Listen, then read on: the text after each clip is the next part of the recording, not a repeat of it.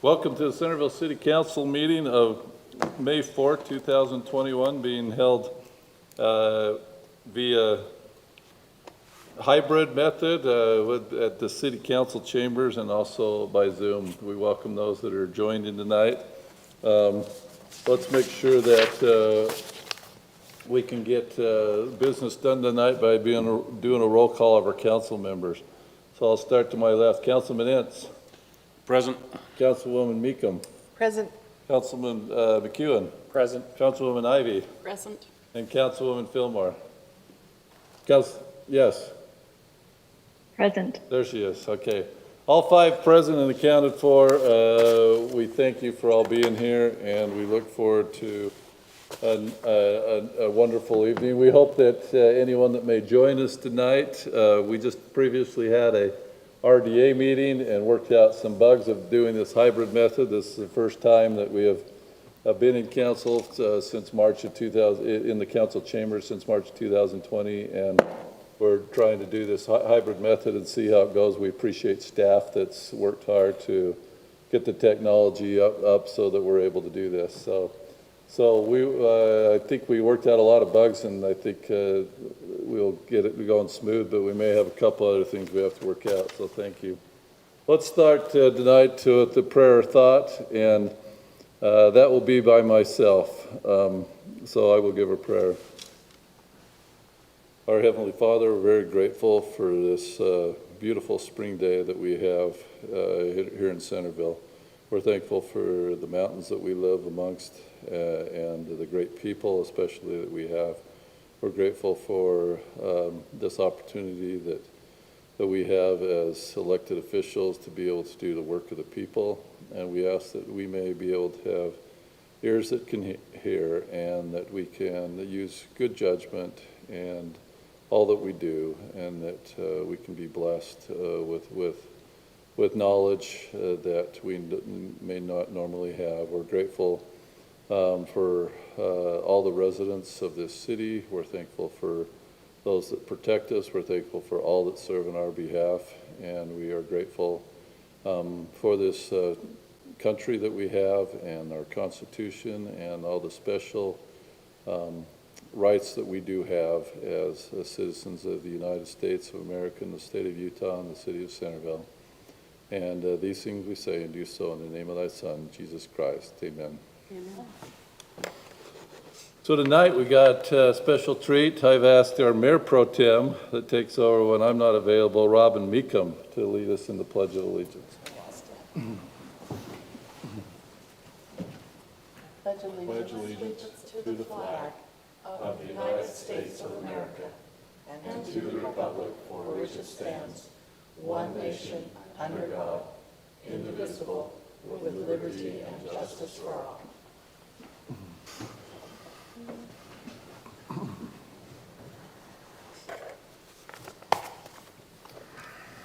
We're now at the point of the meeting where it is our open session. This is an opportunity for anyone to chime in with any comments that they may have. We do have a couple of public hearing items. It looks like just one public hearing item tonight on the fiscal year 2022 tentative budget. So we'll not need to chime in on that, as you'll have that opportunity then. But anything else that may be on your mind, we just ask that you keep your comments to a couple minutes. I'll look for those that are on Zoom to see if you are raising your hand. And I will also look to our recorder to inform me if I'm missing anything as well as council members if you notice anything. So that open session is now available, and I will give it around 30 seconds or so to see who might chime in.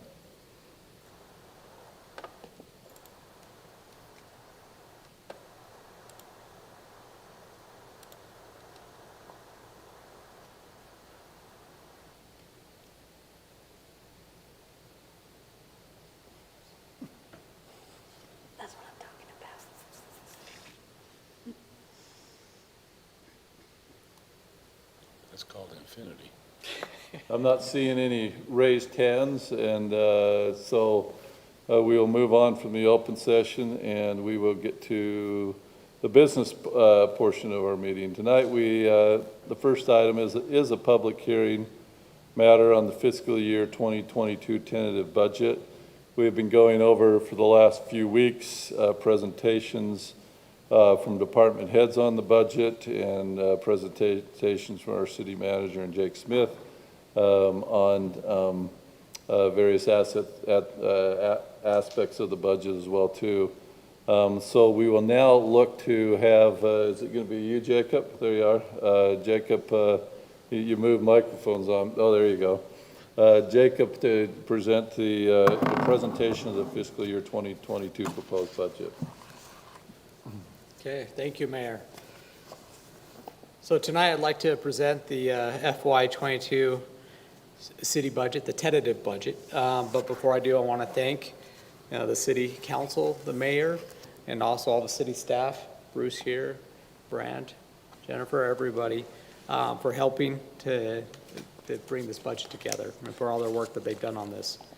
And so that the public knows, the process began back in January with discussions by the departments, and then with the council through a series of work sessions and discussions. I've lost count how many weeks. So what you have before you, and if you could, Jennifer, if you could bring it up, I have it on my screen here. Maybe? Let me try connecting again.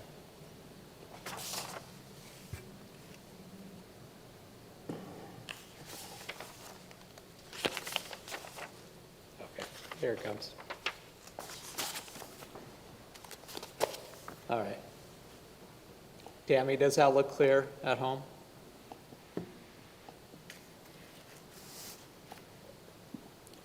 It's not showing up for me yet. Okay, slight delay.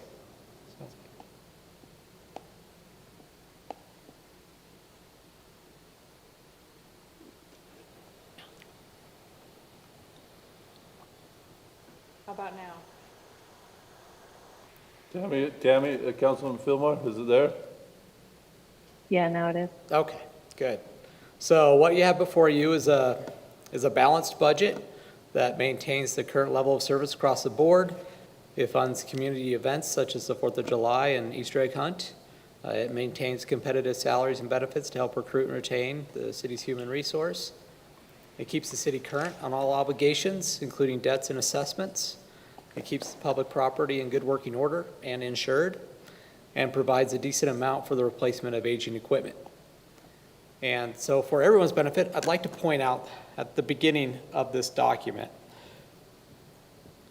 we have a budget summary, and I would encourage everybody to read over this. It's essentially an executive summary of the tentative budget with all the assumptions that are included in it.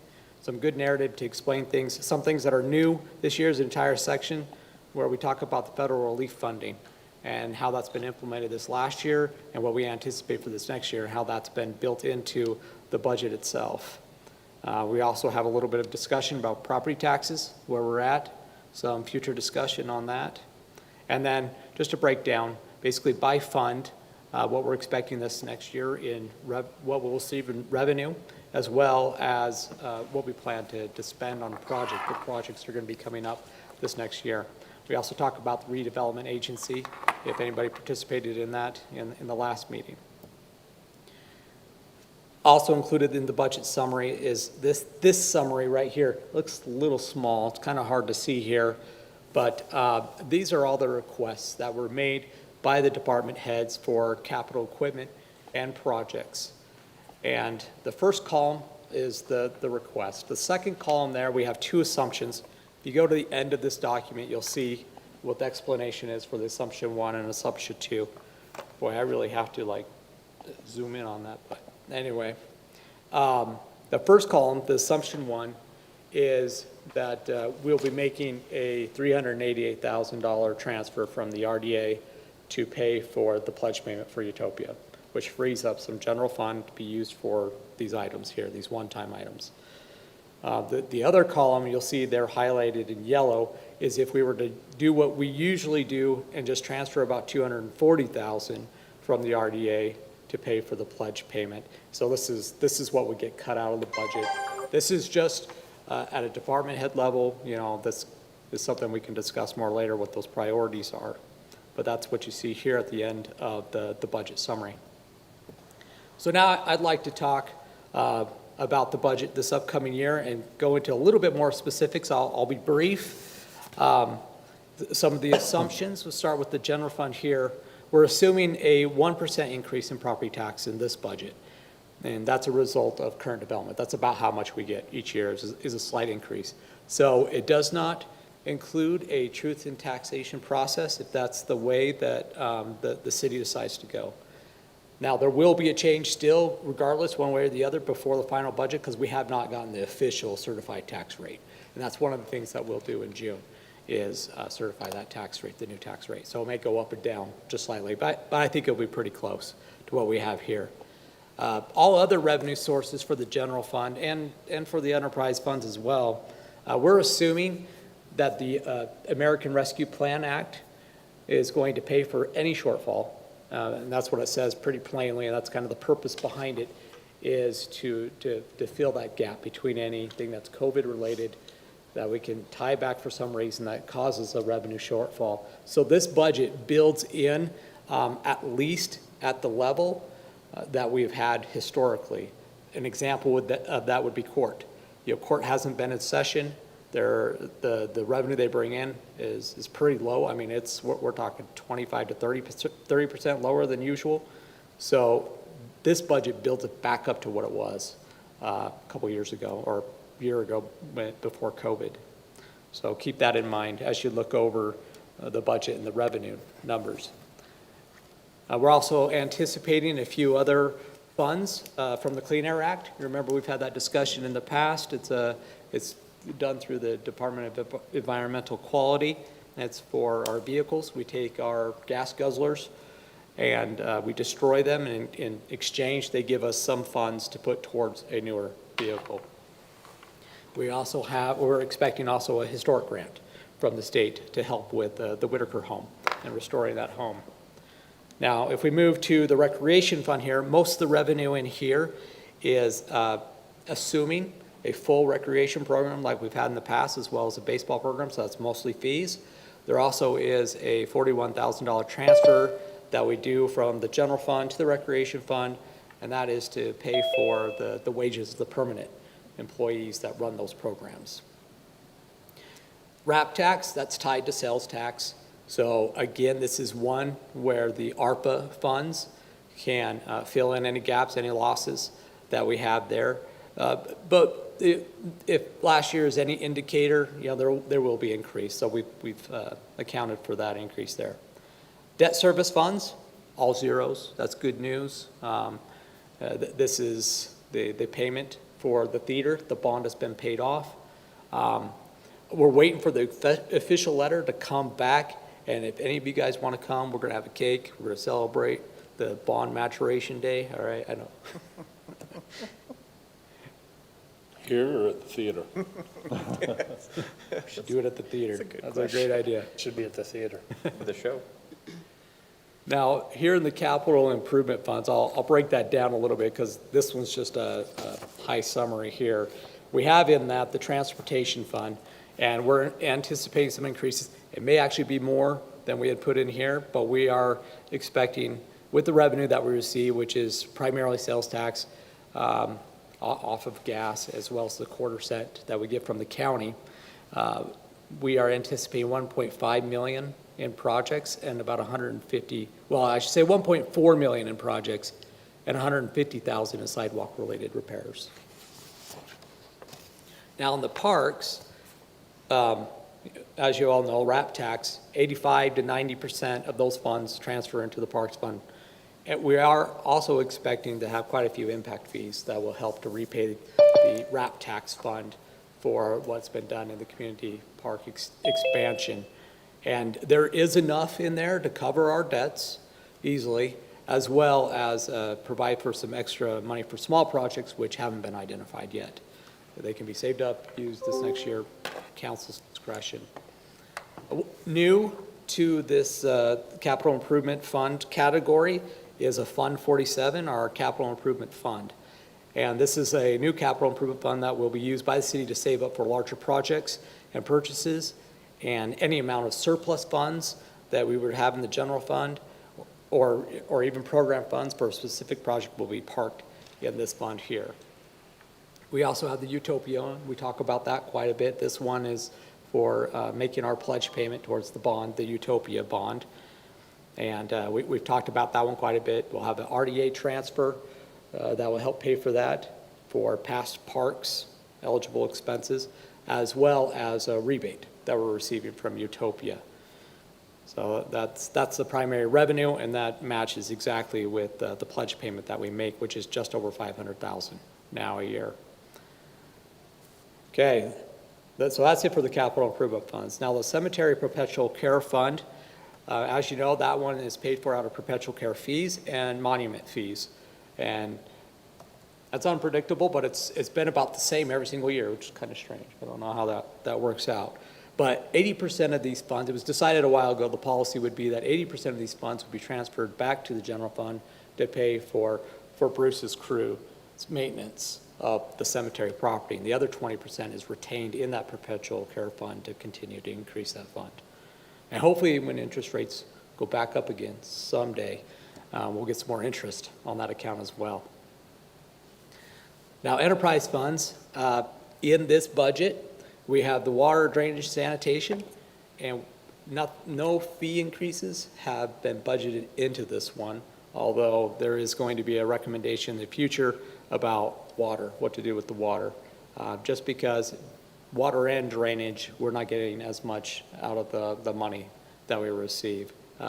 Operating costs have gone up, personnel costs have gone up, and that's eaten away at how much is left for these capital projects that we have in the master plan. So that will need to be addressed, not tonight, but in future meetings. Okay, so moving on to expenditures.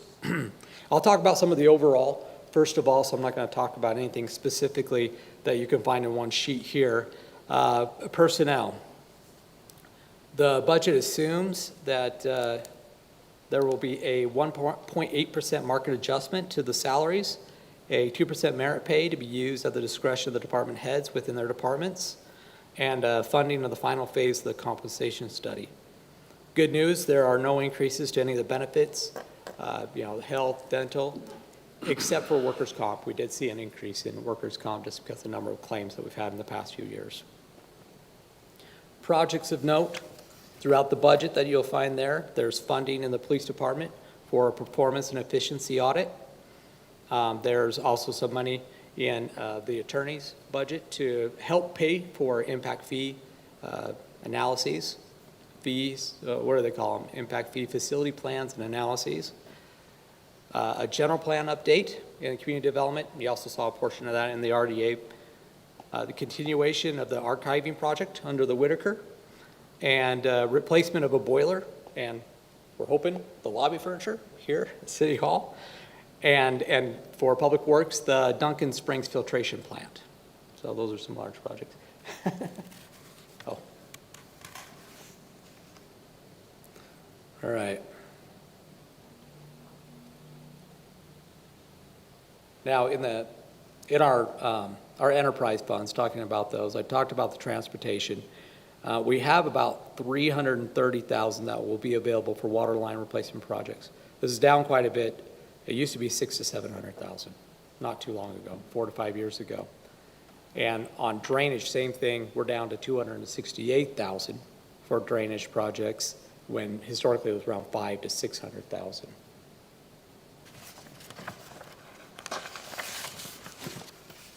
Now, there aren't a whole lot of other major increases. We are anticipating increases in IT just because we've taken on more equipment and we're doing some more cybersecurity, taking some more of those measures. We've also extended the licenses, our Office 365 licenses, as well as some of the virus monitoring to more devices, to more employees, so all of them are connected.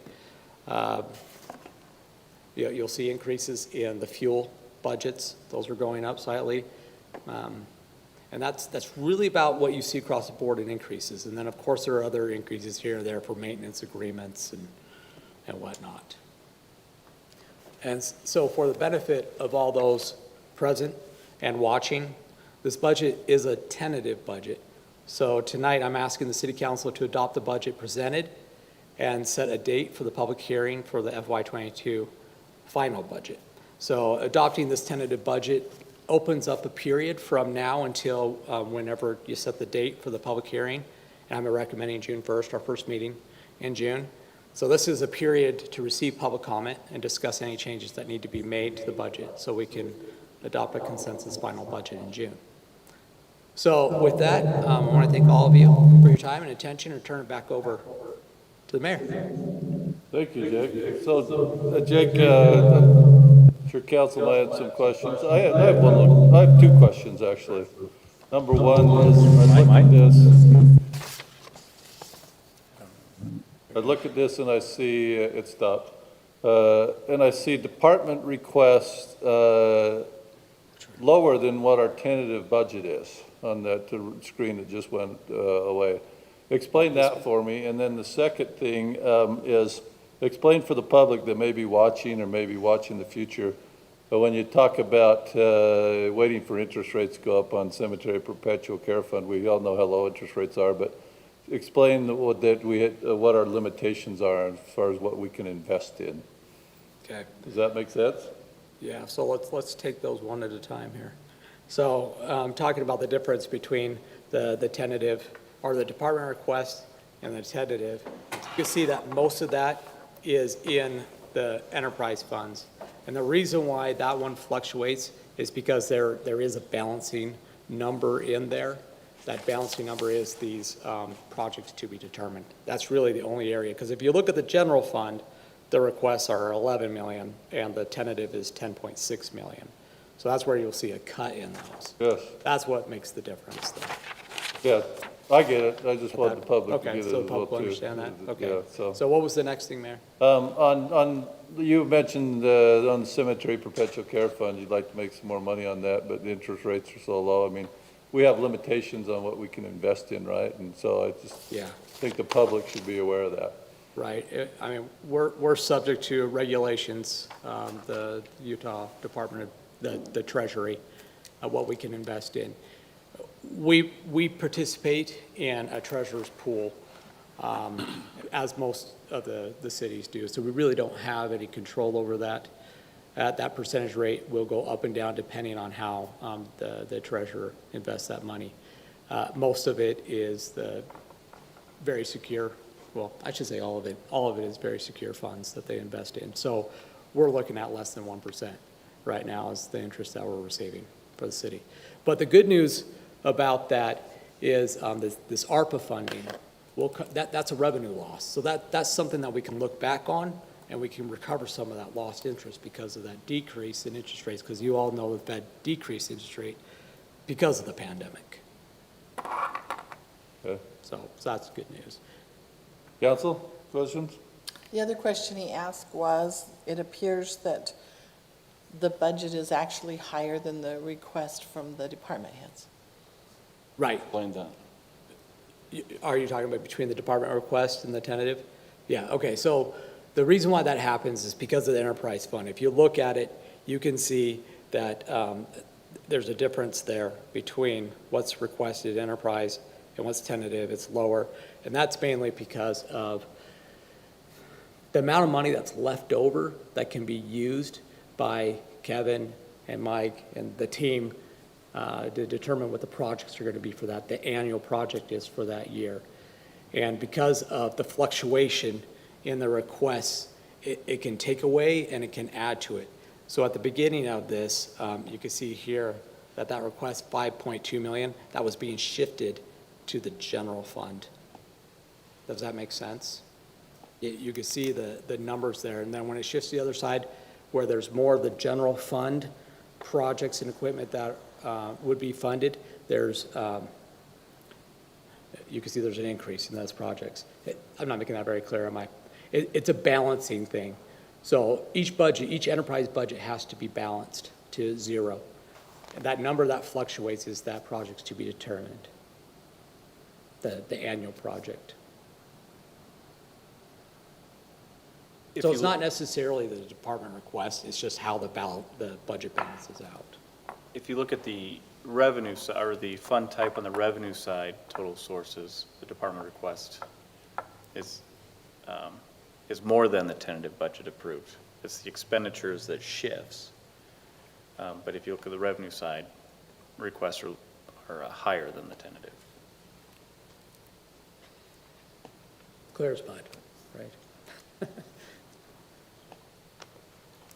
So I would ask, sorry, Council, I'm doing all the talking right now, but on a slide, not this slide, but a slide I'm looking at that was in the packet, as we finalize this, I think there's one column we need to fix on the general fund expenditures. It says 2020, 2021 tentative. I think it should be 2021, 2022 tentative. Is that correct? Okay, Mayor, can you point out where that's at? Page 3. Page 3 of the budget? Yeah. Okay. Right here? Yeah. Just so Oh, yeah. so that doesn't confuse Oh, anybody. thank you. That's something I noticed. Yep, this is a working tentative budget, thank you. It's page 3. Well, I'd motion that we adopt the proposed FY 2022 budget as the tentative budget, setting the date for the public hearing for the fiscal year 22 final budget for June 1 at 7:30 PM, and direct staff to provide appropriate noticing as required by law. Second. Great proposal. Do we need to do a public hearing first, though? Before that, I mean, this is a public hearing matter, right, on the tentative budget? Yes. Okay. So, let's open that to public. I'll remember Councilman McEwen's motion, and we'll probably have him restated again. But, so this is a public hearing matter on what's just been presented of our fiscal year 2022 tentative budget. So I will now open this up to public hearing. Our recorder, if you can put information on the screen where people may call in, and I will look to see for hands raised on Zoom as well too. So that public hearing for that fiscal year 2022 proposed budget is now open.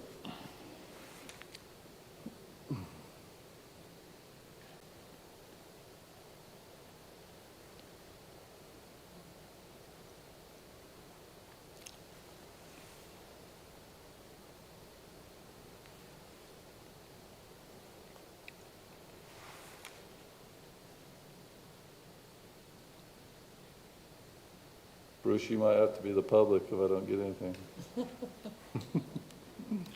It's kind of sad.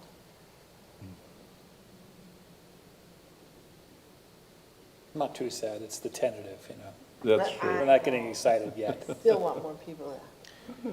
Mr. Mayor, I do want to remind that we do have that 30-second delay, so it just barely popped up on Okay. YouTube. So I am watching YouTube as well. So when I've been guessing 30 seconds, it's been right, but I need to give it more than 30 seconds. Probably give it another 30 so people can actually So, call in. like a minute, okay? While we Or a chat, minute. now people are now seeing it. Right. Thank you for informing me of that. And there's 342 people watching. I'm totally kidding. There's 3 watching. Say there's The 3. viewership of 1. And Bill, the only reason I went for the combined motion is since we gave Lisa option 1, I'm going for the Fairchild option 2 and combining all into 1, so.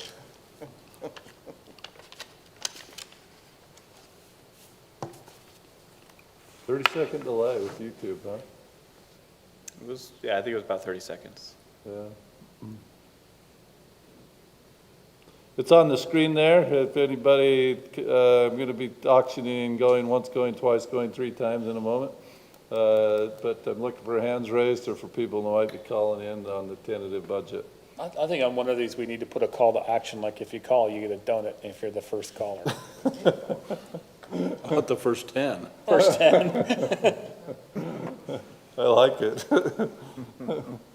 With sprinkles on the top.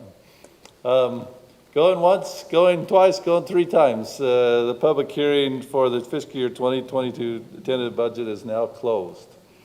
All right, now we come back to Councilman McEwen's motion. Okay, I can restate the motion, but Lisa popped online, so I'm not sure if something's wrong. Great, good. I was just wondering, my suggestion might be to just say 7 o'clock. That's typically what we do for the public hearings. We just, when we provide that notice, we state that the hearing will be at 7 o'clock or as soon thereafter as can be heard. But typically, we put this budget, the first item on the agenda. So that would be my suggestion. And then I can't remember if you also stated to direct staff to provide the appropriate notice required by statute. I did, but. He did. But Bill set the last one for 6:30. Well, that was Yeah, because it was so- already, that was because, That's why I was trying to put an hour between them with the 7:30 time, Okay, that's fine then, yeah. if that's enough time to discuss it. I'm open either way. Well, we can discuss it after 7:30, we just can't discuss it before 7:30, so having it at 7 would be fine if we got to it at 7:15. It's not. Okay, then I'll state the motion. I motion that we adopt the fiscal 2022 proposed budget as the fiscal 22 tentative budget, setting the date of the public hearing for June 1st at 7 p.m. And that we direct staff to provide appropriate and legal noticing as required by law. second. We have a motion and a second. Any further discussion? Let's, just to be certain, do a roll call vote. Councilman Ince? Aye. Councilman Meekum? Aye. Councilman McEwen? Aye. Councilwoman Ivy? Aye. And Councilwoman Fillmore? Aye. That motion passes 5-0. Thank you, council. Approval of tentative budget with the date set to look at the final budget. Thank you, staff, for your presentation, Jacob, especially. Okay, let's move to item number 2. Item number 2 this evening is a truth in taxation property tax increase discussion. This is something that happens from time to time, and an opportunity to discuss truth in taxation and property taxes. Do we have a presentation on it, or we open it for discussion? No, Mr. Mayor, I'll just open up from a staff perspective. We've Okay. had healthy debate and discussion on this item, and the discussion has been on both sides, and so really this item is for clarity and for staff and how we propose preparing for a potential truth in taxation, in preparation of infographics and material and information that we need to get to public, we need to get started on right away, and a proposed date of when that truth in taxation hearing might occur. So just more clear guidance from this council with a potential motion on that direction to make it concrete, cement that we have clear direction. That's why it was asked to be on the agenda. Since we go through this graph every time, I think it's good that we go through it again, but can you explain the property tax history graph, what it's demonstrating over time, so that we can have that as a level set for this discussion? Sure, I'm going to ask Jacob to present on that item. If we can pull up that chart that we've shared, or even any of the attachments. Jacob, I don't know which way you want to start. But the certified tax rate, I mean, this is, in doing this so many years, this is an every year conversation on how a Yeah, it's certified tax the rate first one. occurs. It's our line graph, our first one.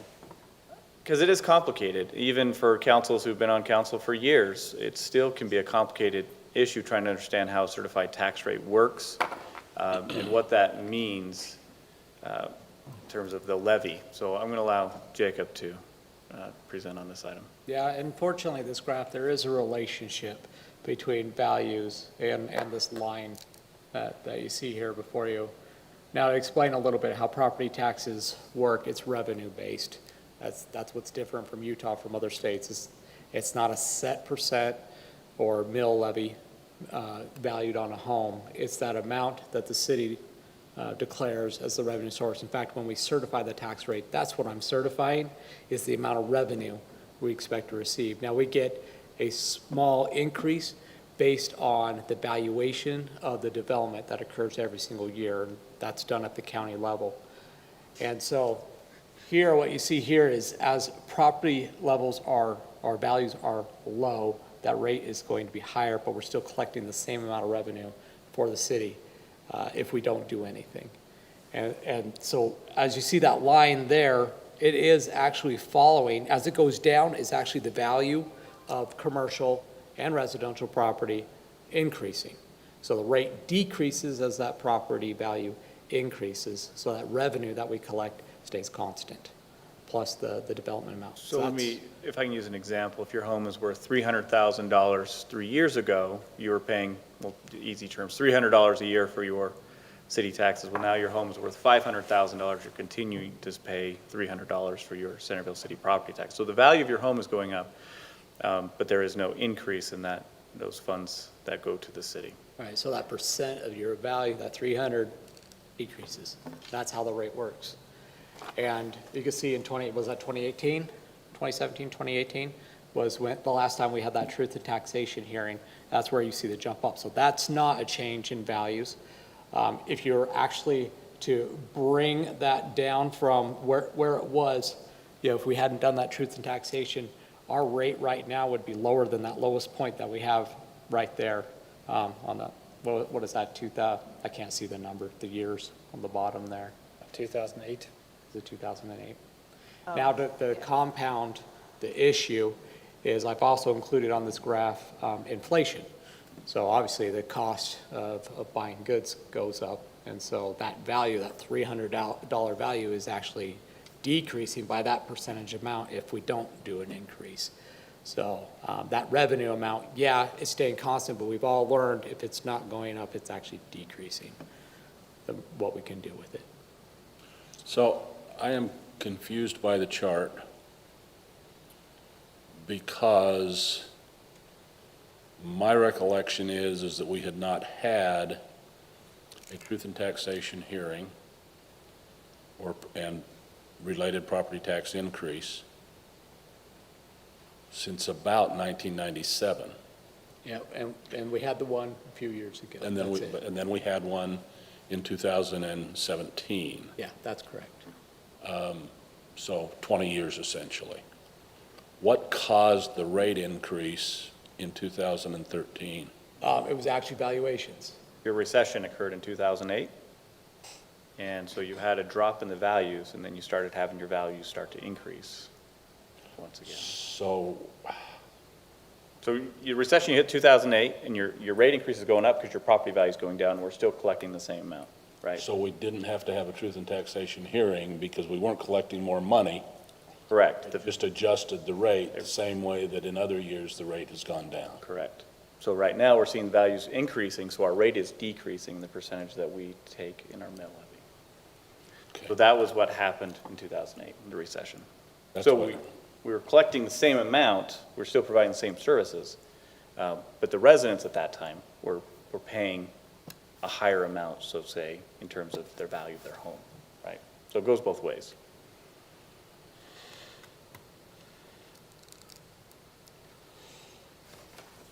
So, can we move on to something else? Well, Mr. Mayor, I just do want to point out the top sorry, right, the sorry. inflation. Again, keep that in mind with inflation. We still have a cost of doing business that is continuing to increase over the years, and you see that inflation and the mill levy is not keeping up. So the ask from staff is continuing to maintain the same level of service while there's rising costs in parts and material and those items and labor, essentially.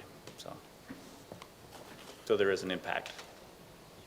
So as part of this discussion, will you pull up, Jennifer, the COVID-19 related expenses? Part of this discussion that I had asked Jacob Smith a week ago, because there was some concern, including myself, about money that we have received because of COVID and what that money went to, and potential money, not potential monies coming in from the American Act or whatever this acronym is, as well too. Will you kind of, Jake, we're having you jump up and down here, getting your exercise. Will you explain this to us? Because I want the public to be aware and all of us to be aware of, yes, we've had this money come in, and what that money went to, and if that money can be replaced or used for something else, or with our revenues going down, like we're not paying on the theater anymore, why we don't have those funds available, and that type of thing. Does that make sense? Yes. Now, this one is purely CARES, and there's some part of that we can talk about that's ARPA. ARPA will help out with here in the near ARPA, future. Yeah, ARPA, sorry. We're going to be throwing these acronyms out, CARES and ARPA. Anyway, can you zoom in just a little bit, Jennifer, so I can see that a little bit better? Thank you. Okay, on your left-hand column, these are direct COVID expenses. These were not budgeted. They probably, if they would have been budgeted, it would have been far into the future, maybe not at all. I've listed the projects here. Examples are the automatic doors. We did budget to replace these front doors, the big heavy wooden ones, with glass. This portion is the portion that has to do with the motionless part, the non-touch part. And that's what it costs to program and put in that pedestal and put in that. So that's that $12,297. Glass on the cubicles, we probably would have never done that if it wasn't for protecting the employees. Ionizers on the HVAC system, all the buildings. That's another one. This council chambers, upgrading this so that way people don't have to come in. They don't feel like, that they feel it's a danger. So it's the possibility of us having this hybrid presentation. And then touchless faucets, that's part of it. That's what's actually been purchased, and then there's going to be a future installation cost here pretty soon, right, Bruce? Right. So again, that's probably not something we would have ever done on City Hall. It probably would not have gotten into the budget. But we're not doing that against CARES Act, right? Yeah, we actually use CARES Act funds to pay for that. It's already purchased then, so we've already The encumbered it? equipment is, but we haven't got them installed yet. Okay. We still have that cost coming, so there's going to be a little bit more. But in all actuality, these are all things that we had talked about putting in the budget. I mean, we had talked before COVID, we talked about redoing our lobby, we talked about moving that room out, we talked about glass doors on the front. Well, and let me kind of explain. So that's on the right-hand column. So here are items that we had budgeted, 20, 21, and possibly in future years. And this is general fund savings, exactly what you're saying, Council Member Meekum. So, for example, the lobbies, I'm talking City Hall and Public Works, they had that, they moved it to the vestibule. So we're talking $96,500 too. Yeah, we had talked about it. The stipulations with the CARES Act made it possible for us to use those funds because of that glass protection, kind of getting rid of that area where people could incubate. And then also the remote capable phone system. Yes, the phone system was aging. That's something we would have eventually, but it wasn't in any of our budgets yet. It was something we were planning on here in the near future. But this gave us an opportunity because we needed a phone system that we could use from home as well as here. So we can have our receptionists answer the phones as if they were sitting here in the lobbies. So that's what you'll see on the right hand. So that is the general fund savings, last year, this year, and future years. I think Robin's point was that although they had never made it to the budget, some of the items in the non-budgeted columns had been discussed. Right. And this For is, example, the doors, okay? We knew that our doors actually put us in violation of something, or I can't ADA. remember what, ADA, right, thank you. But we had never put them in the budget. So Yeah. they were things that had had discussion, but. so that one, yeah, we could move that into the other column. No, It's just it wasn't in the budget. But it wasn't in the budget, yeah, we still- had talked maybe in the future at some point. Yeah, it still qualifies as a wish list that we got Sure. because of this, but not Because of this, a right. budgeted expense. You can also keep in mind that we potentially went a little bit above what the original request would have been. Phone systems, for example, there was a need for a phone system, but the capability to answer it from my phone or be remotely wasn't necessarily a discussion until this remote work became a thing. So let's say the item is $75,000, well, maybe the item was only 50 if we didn't include a COVID-related type feature to it. So yes, may have been needed, but we did get a little bit more extra in there to address COVID issues. And then the next one's self-explanatory. This is PPE supplies, personal protection equipment. That's a sunk cost. That's masks and sanitizers and all sorts of stuff. Okay, remote communication. If I remember correct, this is reimbursing employees that are using their cell phones while we didn't have the phone system at home. This was internet hotspots. This was equipment that we needed to have in order to be able to communicate away from the office. Not a whole lot spent there, $5,431. There were some webcams that were part of that as well. The next one, working from home. This one was a big cost, but this was a savings to the city because all of our IT can always be replaced with new, better stuff. And we've spent about $108,638. And that was, I'm calling it work from home because that was computer and peripherals. So we're talking keyboards, mice, monitors, docking stations, the Surface Pros, anything that we could do to set it up so they could work from home as if they were here at work. And we replaced old computers with these new Surface Pros. So the policy is they should only have one computer. If they have two right now, that old one is getting phased out. It's a matter of transitioning from one to the other. Surface Pros do have their limitations, so we have found in some instances where we do have to retain the desktop computer. And so we're actually redistributing that Surface Pro to other employees as they come on. So we are still going to be using it for those purposes. So that does save. That's a savings. And that would have been this year as well as many years to come. Well, I'd say 2 to 3 years from now in replacing that IT. And now that is a concern because IT wears out, and we'll have to talk about it when we talk about our 5-year budget, how we're going to replace all that equipment here in 3 to 4 or 5 years. We're not even sure really how long these Surface Pros will last compared to a regular desktop. The lifespan's probably shorter. Then we have the COVID-related services. This is, calls to legal. This was the emergency management exercise that they had here, as well as Whitaker providing some of those virtual programs. And those weren't budgeted for. Those are definitely related to COVID. And then we had a contribution to the South Davis Metro Fire. Sorry, that should be SDMF. And then this is the last one here, payroll. So this was debated, state and local. We had Treasury guidance, and there was interpretations of it.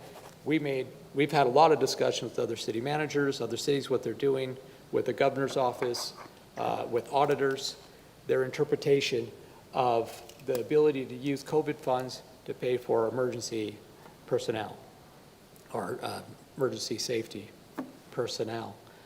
So that's really what we have left over that we could use, that we are going to use to cover that payroll cost. Now, we budgeted that amount already, so that is another savings. But because of this interpretation and not being 100% sure that this is something we could do with these funds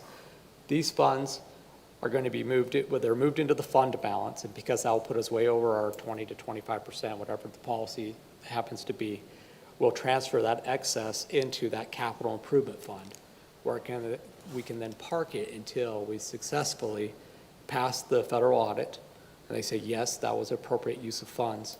If they say it's not, then we have the funds available to pay them back, no impact on the general fund, on the city. So playing it safe. So that is a potential for future savings with the general fund if it passes that muster. So you're saying of the about 5 million here, that we have 1.1 million parked, correct? Yes, that's right. To be used for this 2021 and future years, general fund. Yeah, if it passes that audit, yeah, they'll be available. So Okay, it'll be so something that's for an the council to work explanation to with. council and the public that may listen in. What about our explanation of ARP funds coming up, Okay. where we're to receive around $900,000? Yeah. So at 1.9. this, 1.9. 1.9. 1.9. Yeah, we'll get the first tranche, the state will receive it Understatement. next week, and we'll receive our guidance from the Treasury next week, so we'll know really what we can do. I'm sure there'll still be some more questions around what we can really do for it. But there's a few things that are basically outlined. One of those is revenue shortfalls due to COVID. So we can fund any of those holes, any of those gaps that have been caused by it. We've only begun to identify some of them. There's some interpretation. Is it, we had historically a percentage increase every single year in that revenue. So does it cover that percentage increase? That's a question. Don't know, we'll see when we get the guidance. But there are some things like the theater, their rent payment, that's lost revenue to the city.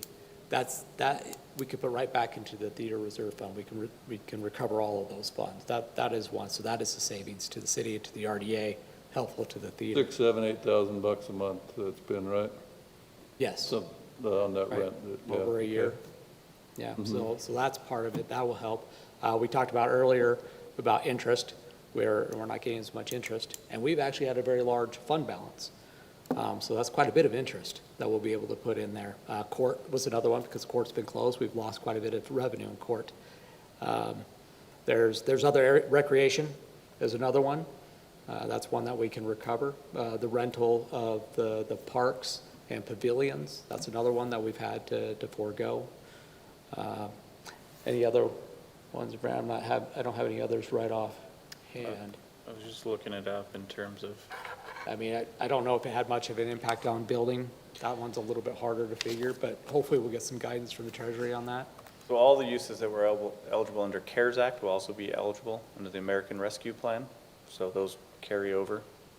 There were 4 uses, the Yeah, revenue That's shortfall, one. the CARES Act, the continued providing PPE essentially to your emergency personnel, and the final one is infrastructure limited to water. Oh, shoot. It was water. They didn't say transportation specifically. Transportation was They not were alluding to included. broadband. Broadband is broadband. included in that. Water and broadband. And so the infrastructure one is really the one of note that could be interesting, because that, again, we're about to have this conversation regarding our capital facilities plan and a potential water rate increase, because where our shortfall is our water infrastructure. And this could potentially assist with our green steel tank or any of those other infrastructure projects. I believe it's 4 years to use these funds, or it could be 3. I'm sorry. Is it It's 3? 2024. 2024. It is 2024, that, very good. It That's goes where I got the- retroactive, and it can go to 2024. 2024, and it can be reactive. So our revenue shortfall this year in the court, generally $400,000 is pretty consistent what we received, but $300,000 is what we received, we estimate this fiscal year. So we could even use that $100,000 shortfall for our current fiscal year. So the guidance on the infrastructure is going to be critical, but again, there's no need for us to spend the funds all at once, because the revenue shortfall, we may want to hold on to that, because we don't know how long this will go on and have some impact on our economic and climate. So, but nonetheless, those are the 4 uses. But the guidance is going to be critical on the infrastructure side. The state has its special legislative session coming up, I believe, May 18th, to talk about the $1.5 billion at the state level. I know there are dozens and dozens of proposals from state agencies and from educational institutions, and so my advice would be is watch what the legislature does in terms of where they're going to distribute some of those funds or what they're considering allowable uses. Not to say that that's the full and only shield, but there's quite a bit of talent being spent trying to make sure that those use of funds are legitimate. So I'm sure we'll find, at least in some of the packages that get passed for funding, something similar to what we're doing. We will monitor that, as well as, Great. along the city managers group, we communicate regularly on our potential uses and what we're doing, and we'll be communicating with other cities as well. So we'll be watching what the state does. Now, keep in mind, these funds, it's kind of an interesting situation. The funds that we received for the CARES Act were actually allocated through the state to us. And so we received, it was pass-through money, and we're grateful for the state, because in all honesty, they didn't have to share that money. In other states, they didn't pass that money on to the cities. The ARPA funds are a little different. It's actually, Clarification, did it come from the state or did it go to the county? The State. county to us. So state to us. so with the ARPA funds, it's a little different. The allocation is still passing through the state, but they are federal allocations. So the state really has no say in how the city spends the funds. They can't monitor, can't oversee it, but they need to pass it through the state because of the mechanism, again, allocating those funds. The federal government will directly provide the funds to counties, as well as CDBG entitlement communities and communities over 50,000, because they have that those channels already created and how do they distribute funds to those entities. I think it's 50,000. But nonetheless, we will be receiving ours from the state, but it's federal auditing guidance that's critical, not state, for us in the use of these funds. Okay. Anything else? So council, just a sec, Jake, don't leave off the witness stand yet. That's what it feels So- like. I think it's interrogation. So council, we have from COVID, or the CARES Act, the use of funds, where the money went. That's why I asked for this 2 weeks ago, and Jake, I thank you for putting in that extra time. The ARP funds, we know how much we're getting. We have some idea where we're going. We don't know completely where they're going yet because we don't have complete guidance and so that type of thing. But this was important to many of you, including myself, to know where that money was coming from as part, and going to as part of this truth and taxation discussion. So if there's any further questions on that, drill Brent and Jake right now. So if not, then move on to other parts of this discussion. So assuming that we survive the audit and our fund use is appropriate, we've got some money available, but we'll be amending the budget, and potentially, Bill, that's where you look at the option to equip additional officers if you've got that budget at that point.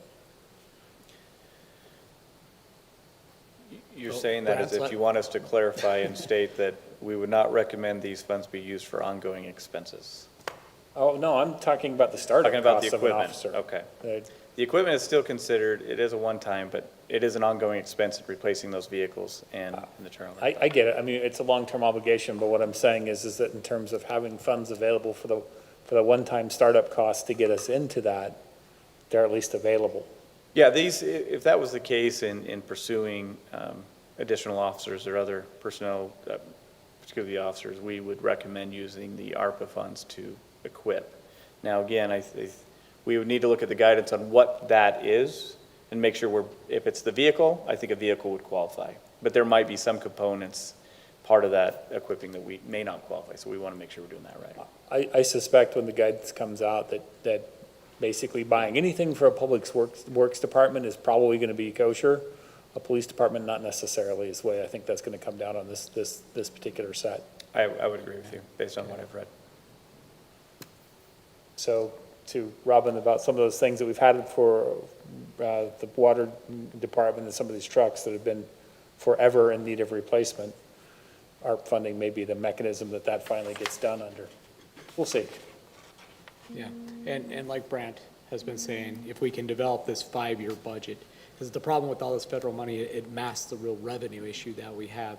If we can pair, the ongoing revenue source for whatever it is we purchase with ARPA, we're good, as long as those two are going together. We don't want to see a cliff in 5 years. The other thing that was provided to us as part of this discussion was, you gave us a rate schedule, right? Of various cities as well too. Council, I don't know if you got a chance to look at that or not. Did you look at it? Yeah, we're pretty low on the rate. So further discussion on this matter right now? Well, I think everybody knows how I feel. I'm going to stick to 5 minutes and just kind of reiterate some of the things I've said and some of the other thoughts I've had. The last time we did a truth and taxation hadn't been done for 20 years. I think if we're going to do one, it needs to be big enough to make it worth the cost of the truth and taxation. If we're only going to do one for a little bit, it takes a lot of staff time, it takes a lot of education in order to, we sent out a lot of materials last time. So it's kind of expensive to do. So I don't, we talked about doing one every year. I think maybe we're better off to do one every 3 or 4 years because we've got to put a lot of money in to do it. So, that would be one thought. As I've said before, we've got almost 600,000, as Jake said, from the RDA that we didn't have last year. We've got 1.9 million that we're getting. We had 1.2 in COVID, which you just seen how many of those things that we raised taxes for last time saying we needed We already have now. I mean, we have one, so if we had, last time we raised our taxes 40%, we got 300,000.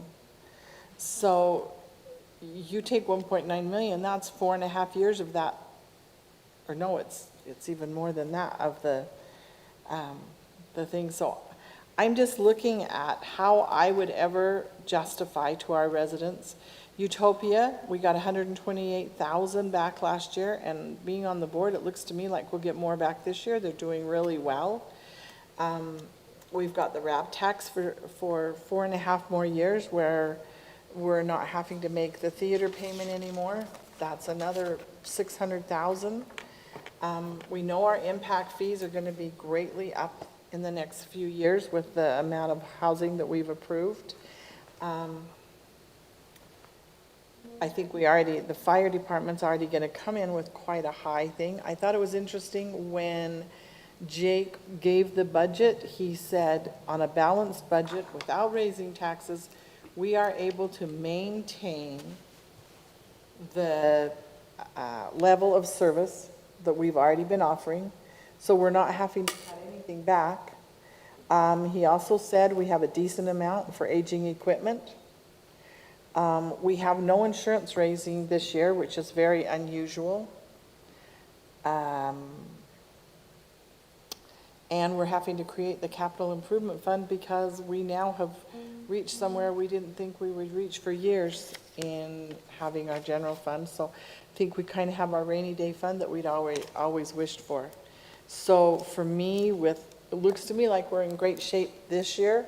What will we be next year, or 2 years, or 3 years down the line? I don't know. I mean, I couldn't have predicted the pandemic. I couldn't have predicted all this money coming in. So I think if you raise taxes, they're never going to go back down. And I think this year, we have plenty of money to maintain our city and the level of services that we have. In fact, we've improved them because of all of the things we've been able to buy, the new equipment that we've been able to purchase, the city hall that we've been able to improve, our phone systems, our computer systems was something that when we raised taxes last time they talked about, we needed, we were going to have all these computers that needed to be replaced. Whoever would have dreamed we could have done it all at once. So as a citizen and a city council person, that's what I would say to you as a council is, I think it's hard to show where we're not able to maintain our service. We're able to maintain it and build upon our funds and buy things that we haven't been able to buy for 12 years. Okay, I stayed under my 5 minutes. No, it was good. Nicely done. I would say though, but to be fair, there are restrictions on where some of that cash can be used, and its lifespan is pretty limited. So like the COVID and the ARP money, that has a limited lifespan, and it's got restricted purposes for which we can use it. I'm not saying it doesn't plug some holes that we've had. It definitely does. It's a good shot in the arm. But when we think about sidewalks and our street repair and our 50-year plan for that and our 100-year plan for the water system, or flip those two, that's reversed, are we really giving the residents everything that they expect with ongoing needs? And where we're seeing on that graph the erosion in rate, I think we're going a little bit backwards as far as that in terms of our ability to maintain services. What we do know for sure is that Utah's population is not shrinking, and our neighbors are going to continue to grow. We are a city that offers crimes of opportunity. We rank really high on property crimes because we are an on and off on the freeway. Legacy Apartments has troubles with smash and grabs and those sorts of activities where I would feel more comfortable being in a position to provide additional services to offset some of that thing. Some of those things that are coming up that we know are going to happen. We know that if you look at the gang crime, basically, and I'm overgeneralizing, and somebody on YouTube will probably correct me, but if you look at Salt Lake and Ogden as criminal hotspots for gang activity, it's squeezing north and south simultaneously. And so you're seeing more and more of that type of activity leaking into the smaller communities because we're not small anymore and we're not forgotten. So I feel honor-bound to help the residents by making sure that we have additional resources available to them in police and in public works, because as our home prices go up, and there isn't anywhere else to go because everywhere is expensive. I would prefer to continue to maintain our community. I think that the ARP funds are a great opportunity for us to offset some shortfalls that are going to come up in capital equipment, but it doesn't offset the need to continue to pay people to do the job or to increase our staffing levels to handle the increased services that people want. So I think that having a truth in taxation hearing, I agree with you, it should be meaningful, and it should be plotted out in a fashion to cover what we think upcoming reoccurring expenses are going to be. I saw Brant kind of blanch when I said, oh, and that's, Bill, where you find the 2 officers. And I wasn't being too flipped because we could use some of this money to buy some of the equipment that they need, but we do have to make sure that we've got programmed revenue to cover them in the future. And so I think it's an important process to continue with. I do think we need to remember that our police chief didn't even ask for any extra officers. In his request, he did not ask for extra officers this year. And when asked about it, he said he actually would rather have a raise for his officers rather than police officers. So I don't feel like when I first got on the council, I was approached by several police officers that said they could not take vacation, they could not. Stephanie had the same thing, and we're not hearing that now. So would 1 or 2 police officers make a huge difference? I want to respond to that, but I saw Tammy came off mute, so I'm going to wait for Okay. Tammy and then I'll respond. A couple comments that I did that once taxes go up, they never go down. That's one of the tricky things about the way that property taxes in Utah work, is it's a unique beast. It's not a straight percentage, right? And so they are literally going down almost constantly as the value of where we live goes up. And then the other thing that I wanted to say is, in response to the points that you made, Robin, is the point about that we went 20 years without one, and we did do one a few years ago, but 20 years of scraping by, which the city has done really well for a long time, we're playing catch up.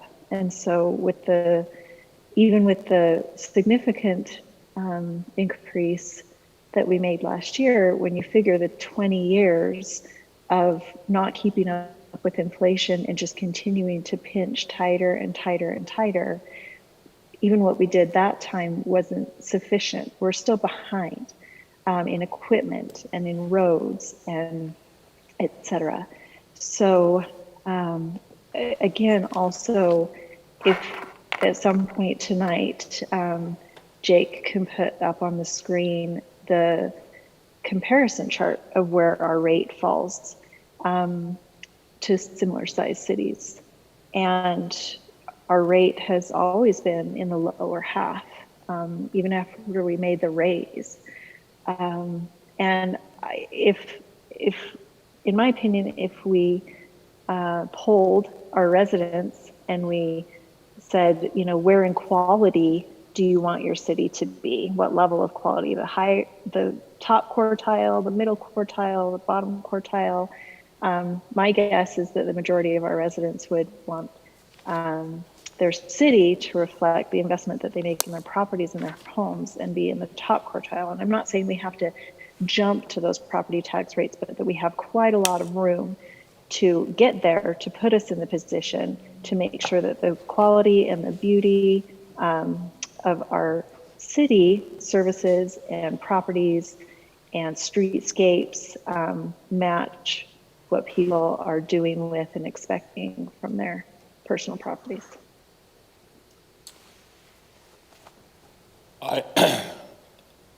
You were going to come back, George. Do you want to go ahead? Yeah, I was just going to say that and it's specifically to the comment about the officers would like more money and not necessarily more personnel. I heard very clearly the chief say that they go through the caseload and they triage what they have a likelihood of solving, and then the other ones just don't get the same level of investigation. So paying somebody more money to not be able to do any more all they're doing is more of the same triage, doesn't seem like that solves that particular problem. And maybe I misunderstood what he was saying there, but to me, I think it's very important that if we have uninvestigated crime that we cannot get to because we are physically constrained on resources, then we need more personnel to deal with that. And that was, to me, a very disturbing thought, that we're providing a service where we have to do that. Now, I don't ever want to get to a police state. I said that last time. I think that would be ridiculous, but I would like to make sure that we have enough officers to investigate the crime that we do have. I will tell you that a lot of other cities around us have been at that state and beyond for many, many years. When I got onto the council, that was how several of our neighboring cities already were. And their increase in personnel has not changed that. That's just the fact that there's no way you can keep up. I did want to say, I heard you say what people want in their city, but the last few weeks, I've had people come to me who don't usually discuss city things and say, please don't raise property taxes. Please don't price me out of the home that I bought a long time ago. I'm on a fixed income. One said, look, I've lost my business during COVID.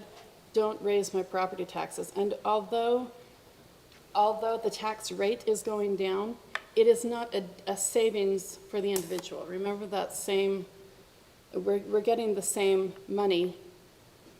It's just not the same rate. So they're not saying, oh, look, my property tax went down this huge chunk because the property rate has been going down. They're not seeing it as a savings. And I don't think in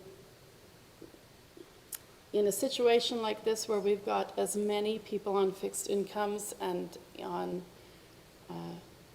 free and reduced lunch that we've been having for the last, even prior to COVID, this is not the time to say the city brought in, $2-3 million more than they expected, and now's the time that we're going to raise your taxes on top of it. There are basic things that government must provide, and there are lots of things that government can provide if we really want to turn everything over to the government. But that's not the country I want to live in.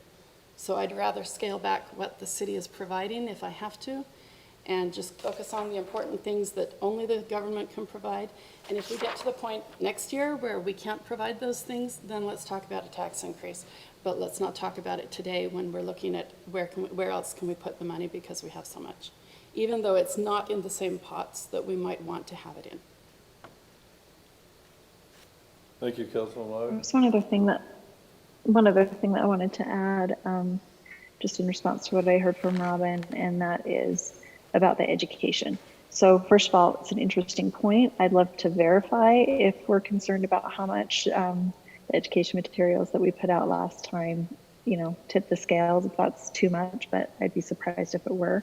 And I would just say that I think that educating our citizens is one of the most important things we do, and is worth some investment. So truth in taxation process is just a good excuse in my mind for us to be putting out more materials. And I think that we successfully did that last time, and we helped people understand this very unique way of the way that the tax levels are figured out in this situation. And that we owe that to our citizens, to be reaching out and helping them truly understand the services they're getting, where we're having to cut back, and to catch up and maybe not be behind from all those years of not doing this process where we would like to be.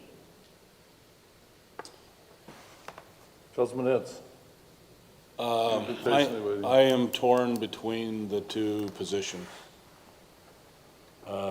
We went from a low rate in 2016 of, I'm not even sure how to state it adequately. Basically, 0.1%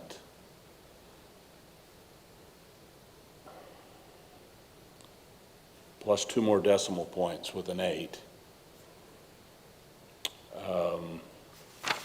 to to 0.1%, 0.354, with the 40% increase. We've lost, at this point, a third of what we gained. So the rate in 17 was 0.001354. The rate this year is 0.001254. So that 1,000th of a percentage point equates to $125,000 on $1,580,000 worth of tax base. When we did the 40%, and I went back in preparation for this and tried to find my package, the average impact on a residence in Centerville was $40. In spite of the things that Robin and Stephanie are saying, which bear a lot of weight, I am still inclined to think that we need to be realistic and recognize what our costs are, and at least try to maintain what we got to 4 years ago. Do we do a truth in taxation every year?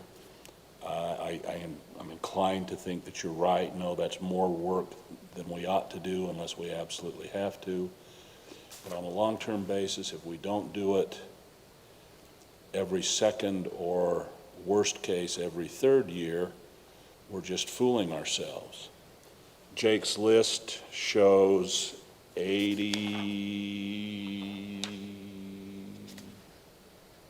72 of the 146 towns?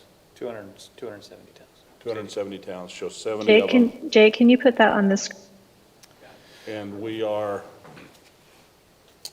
15th from the bottom of the top 75.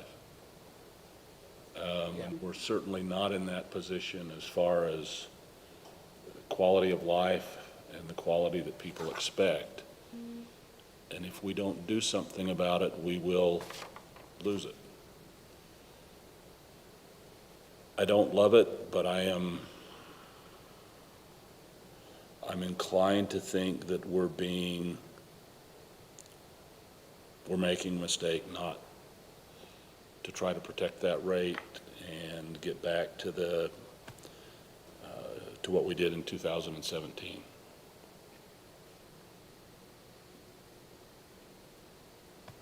I'm inclined to agree with you on that, Bill. I know I've been talking about crime and about police, but this would be money headed towards the general fund. I'm not saying it's earmarked to a specific purpose.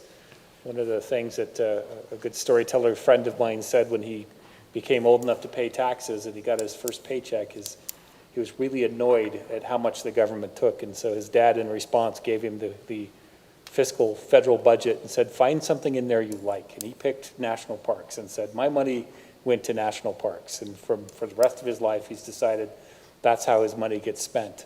For me, a tax increase that allows us to have more police, better roads, I could spread it out all over because there's lots of services in town that I enjoy at what I would consider a reasonable rate.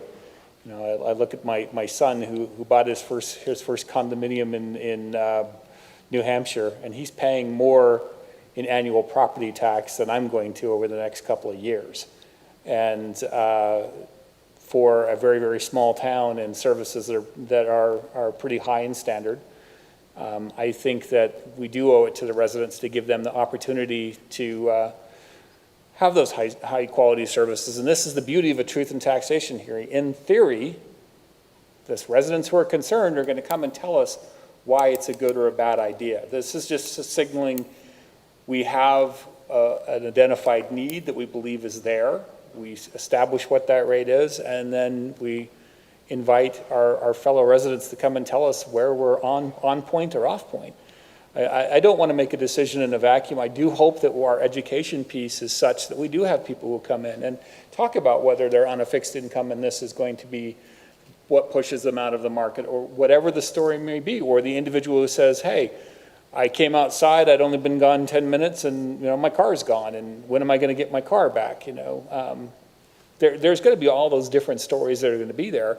And I am absolutely in agreement. I don't want to do a truth in taxation every year. I think you get fatigue with people thinking that they're always needing to come and put a checksum on their government officials. But in this case, I think we should restore the balance to where we were before and give the residents an opportunity to tell us what they think. Because as you pointed out, Robin, there's a lot of funds there.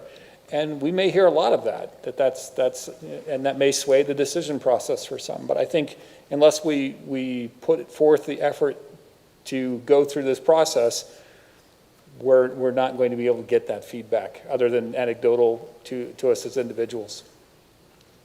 So thank you, Councilman. And you're right when you say in theory. We hope that by doing this that the people come out, the people do speak. I want to make one comment, and this isn't either for or against, it's just educational. I just was underlining when Councilman Entz was talking about the rates of our 15 cities in Davis County. And you notice that Fruit Heights has the highest rate. Fruit Heights probably, other than maybe Sunset, and I don't know why they're so low, because they don't have business as well too. Fruit Heights has literally no business and sales tax to speak of, so they have to have a very high rate. So we got to be careful when we look at, and I know that property tax is the stable, it's kind of the fixed income versus the fluctuation that you have with sales tax, but so it's tough to me, and correct me if I'm wrong, I'm open to be corrected, that to just look at rates, because you don't know other revenue sources in all these other cities. I mean, is that fair to say, or is that not fair to say? No, I think that's fair to I say. think that's very fair to say. And I would like to hear, Mayor, where you stand on the increase. I mean, we've kind of all put it out there, and I'd love to know how you feel as the mayor of our city.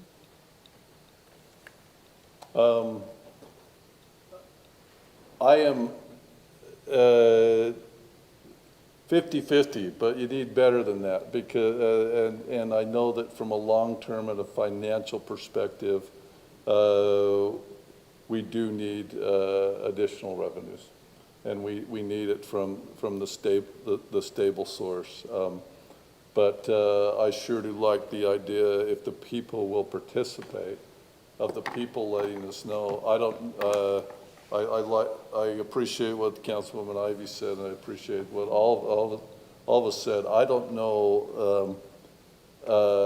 It'd be nice to get a feel of how many people are really hurting, and unfortunately, there's no carve-out exemption for those people that are hurting. That's the thing that gets difficult for me. You can, in many other businesses, a business owner can be lenient in a church setting. A religious leader can be lenient. We can't do that here. We can't pick or choose, and so that's where it gets difficult.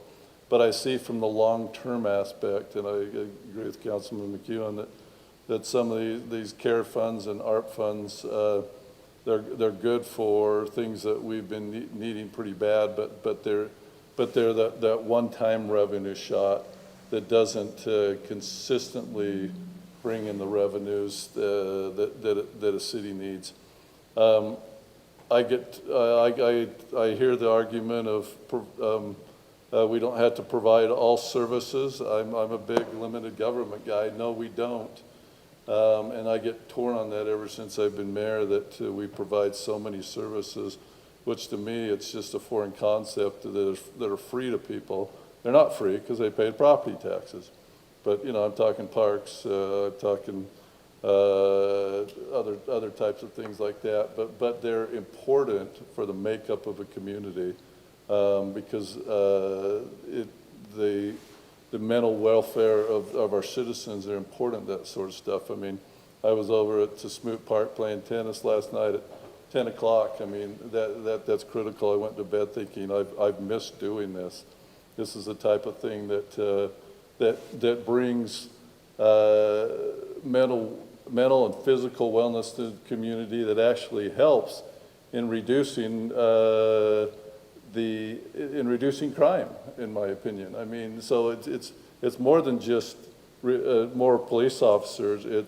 It's those types of things as well too that bring the health and the wellness to the community as a whole, and helps reduce crime in that effect as well too. So I would lean towards it, but like I say, we have to.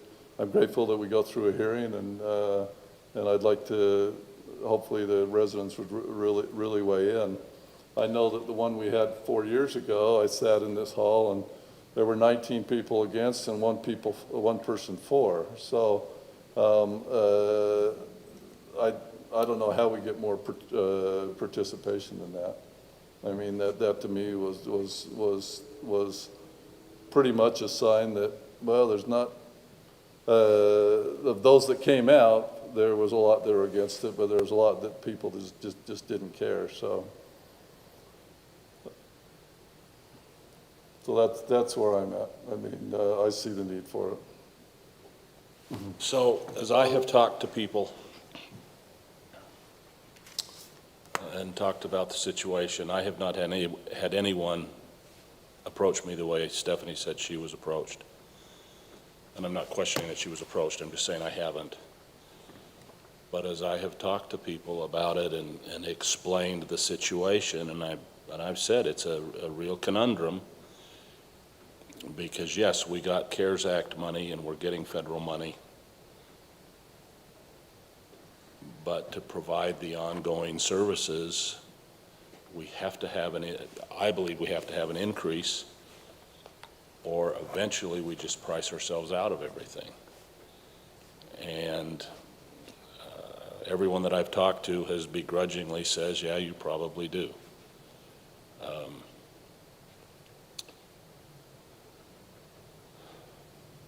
So, I do agree with the perception, Councilman Meekum, that at a time when we received CARES Act money and ARP money, that it seems kind of strange that we're doing it. But last year, I can't remember what the reason was. We also had a reason. I guess it was the start of COVID as well too. Start of COVID, and Yeah, 2 years ago, we probably had another reason. So there's probably always a reason that's going to pop up. I don't know that there's ever a good time. It seems like there could be a better time, but I can't predict the future. So I believe ultimately we didn't even really think about it in 2019, according to my recollection. Yeah, it was basically too fresh at that point. We were still enjoying the revenue that we had. 2020, we talked about it and felt that we should, but convinced ourselves that because of COVID, it was not the time to do it. Jake, how much was our sales tax up last year? How much is it up? 19 to 20, 20 to 21? Which year? 20 to 21? Up about 5%. According So, Just a quick According to question. this- current year, we were flat in terms of, even though our sales tax was great in those few months, we didn't, I think we met our expectations in terms of our amended amount, right? Tammy, just a quick question. Can you hear Jake when he's talking? Sorry. He's got a microphone right there. He might be picking up on yours. I I'm just could. curious. Can you hear him? I could actually, yeah. Okay. Okay, that's good. So I'm looking at the numbers in the budget. 4,189 in 2019, 2019, 4,499 in 20, and the current year, the 12-month estimate is 755. So, yeah. So, It's essentially $250,000 in the last 12 months, and the one before that was 310. So I was mistaken. Yes, it has gone up. And it's been, for the most part, over the last few years, looking at the data, we estimate 5% every year, which is actually pretty healthy for a sales tax. Generally, we'd be a little more conservative and say 3%, but with a little bit of a fallback with the Arpa funds, we're allowed to really predict what we think we're going to get. But in most cases, we would predict a 3%, right? I mean, 2 to 3%, just to be conservative, because we don't want to overspend. So Bill, I have a question. Have you figured out what percentage we would have to raise to get back up to where you want to be? While he's looking that up, I'll give you a few moments, Councilman, to pull that up and have it accurate. I think last year we talked about the discussion needed to happen, and it was going to be this year. I think that some staff were surprised that it came up last week, that they were expecting it to happen next year. We can't put it off past next year. I know that, you know, so. Sometimes you have to make the hard decisions, so I don't know that there's a difference between doing it this year or next year. What Councilor McMahon share as he's figuring out that data to get back where we were, we would anticipate a need of 300,000 to 400,000 is the need for 2 officers. If we're just going to use that as essentially the benchmark, that would be an increase of 20 to 25%, which is what we had shared back in February when we started these conversations. The last time we raised it 40% and we got 300,000. Well, now you're increasing it on a higher amount, so you don't need as much, right? Because you're now at 1.5 million, and so at 20%, that's 300,000. It actually. Quick, dirty math. It was actually about 430,000. 400. It was, yeah, it was more than 300,000, yeah. I'm coming out with a smaller number. I'm coming out with about a 10%. And it might be, that might be the case to get back to where we were before, but when you're talking about the expenses that are being considered to use that property tax increase for, that's the 20 to 25% range. So I just want to throw out there that we have been talking about this actually for months, and it seemed like that maybe there was a little miscommunication, because my understanding was that we had a majority of the council who had clearly stated that they did want us to move forward with this process. And so we were a little bit surprised last time when we heard that you were needing more direction. And so my first question is, are we ready to just give staff direction on this? And then my second question is that all we need to do for tonight is, yes, we want to move forward, or are we going to get into more detail than that as far as directions for what kind of PR campaign, what kind of percentage we'd be shooting for, that sort of thing? Or if not tonight, which I'm assuming not tonight, what would that process and timeline look? So from us, we'd be looking for a motion that this is the process that council would like to take to prepare for the public hearing. And we'd start preparing, essentially establishing the date, the latest date we could have it, as well as, I mean, it depends on how involved council wants to be in terms of how we get the information out. You know, if it's similar to what we did 4 years ago, we could adopt a similar process methodology we took then. Or if there's some other ideas that want to be shared, it really isn't up to council how involved you want to be in how we get the information out. But I think we would just mostly, for the most part, just mimic the 2017 with some improvements for sure in terms of how we get the word out using our website, our improved website, social media, and other items. But we would need to know what that percentage is. I don't know if Lisa wants to chime in if she's familiar with a little bit more on this process, but we definitely need more direction in the future on what that percentage would be. Or that could be established even tonight. Right, but not tonight, right? I mean, if we just say move forward and then bring us back a specific proposal about if you were to just rinse and repeat what happened in 2017, what would that look like? What blanks would you need us to fill, and when would you need those decisions by?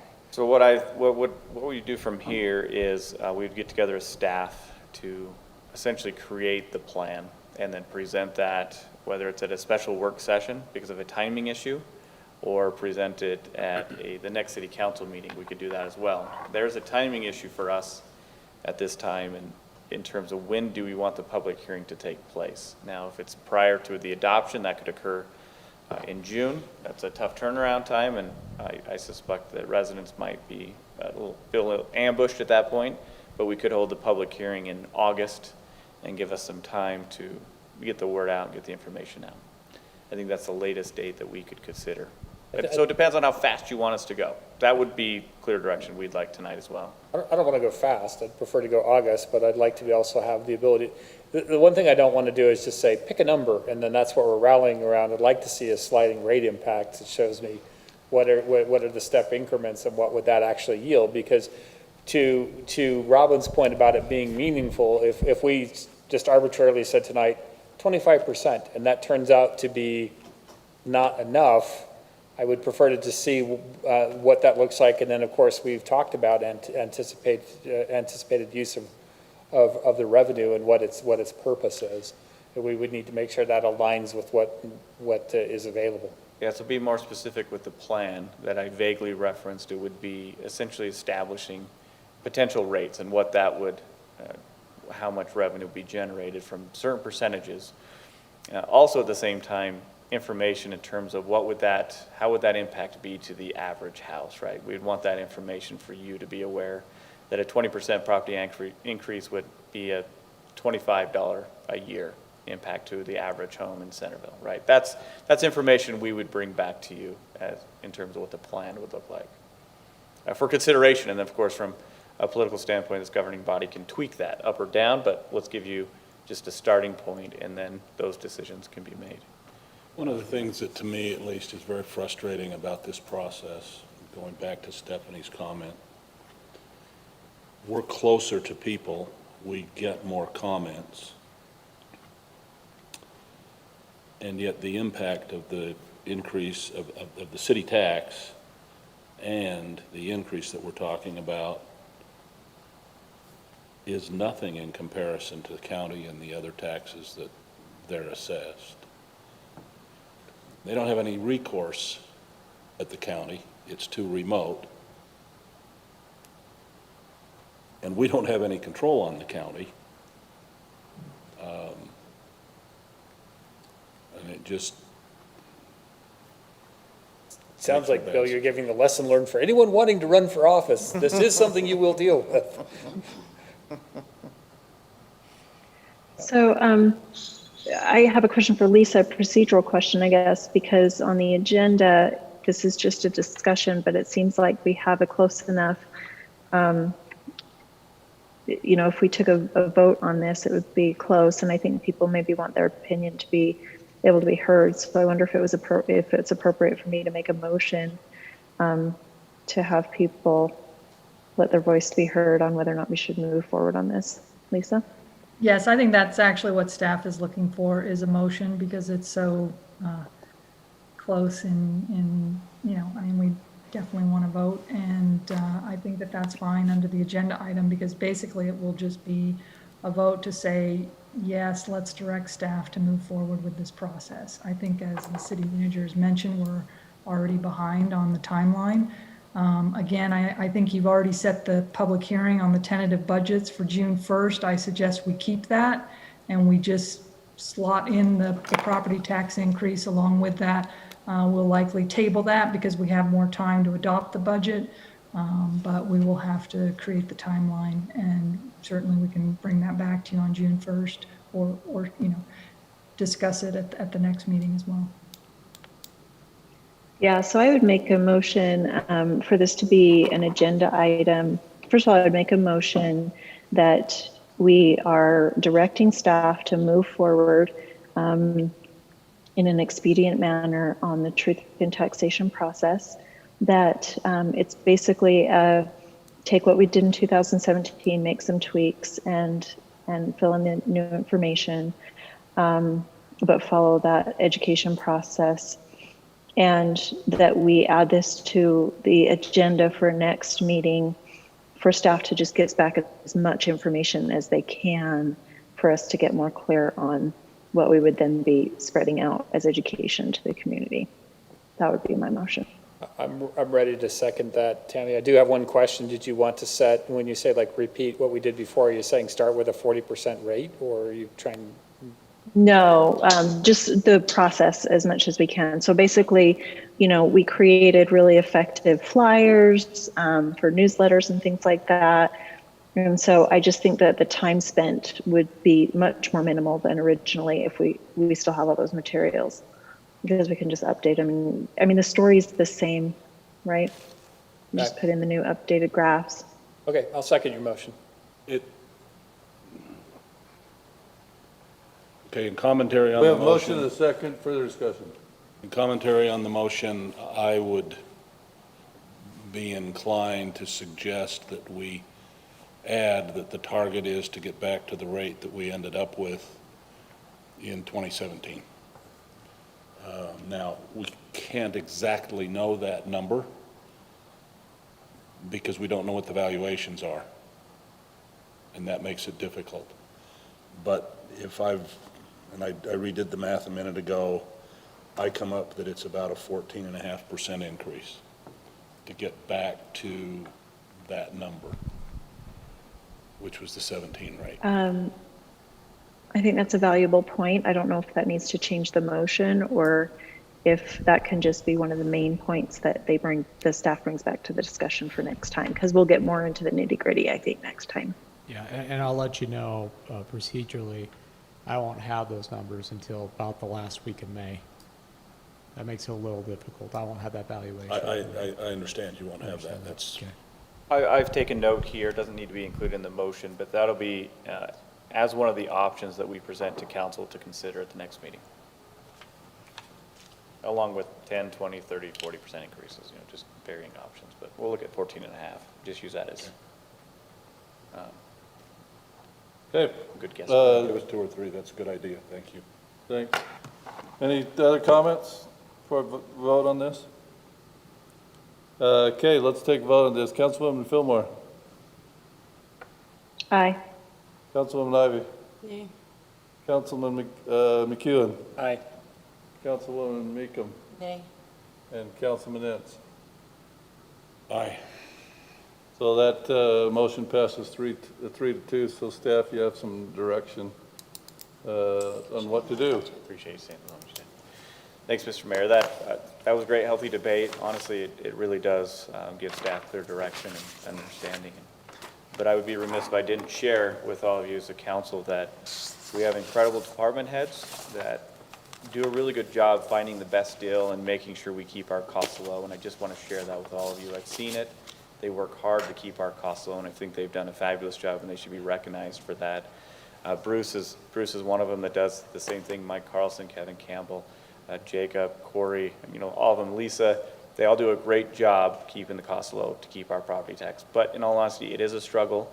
And with the rising costs in material that we're finding out, even plywood goes from $12 a sheet to $40 a sheet. We're seeing that in our projects, and that will be an impact with our future projects for some time. It'll be reflected for 4 or 5 years to come, just to be aware of that.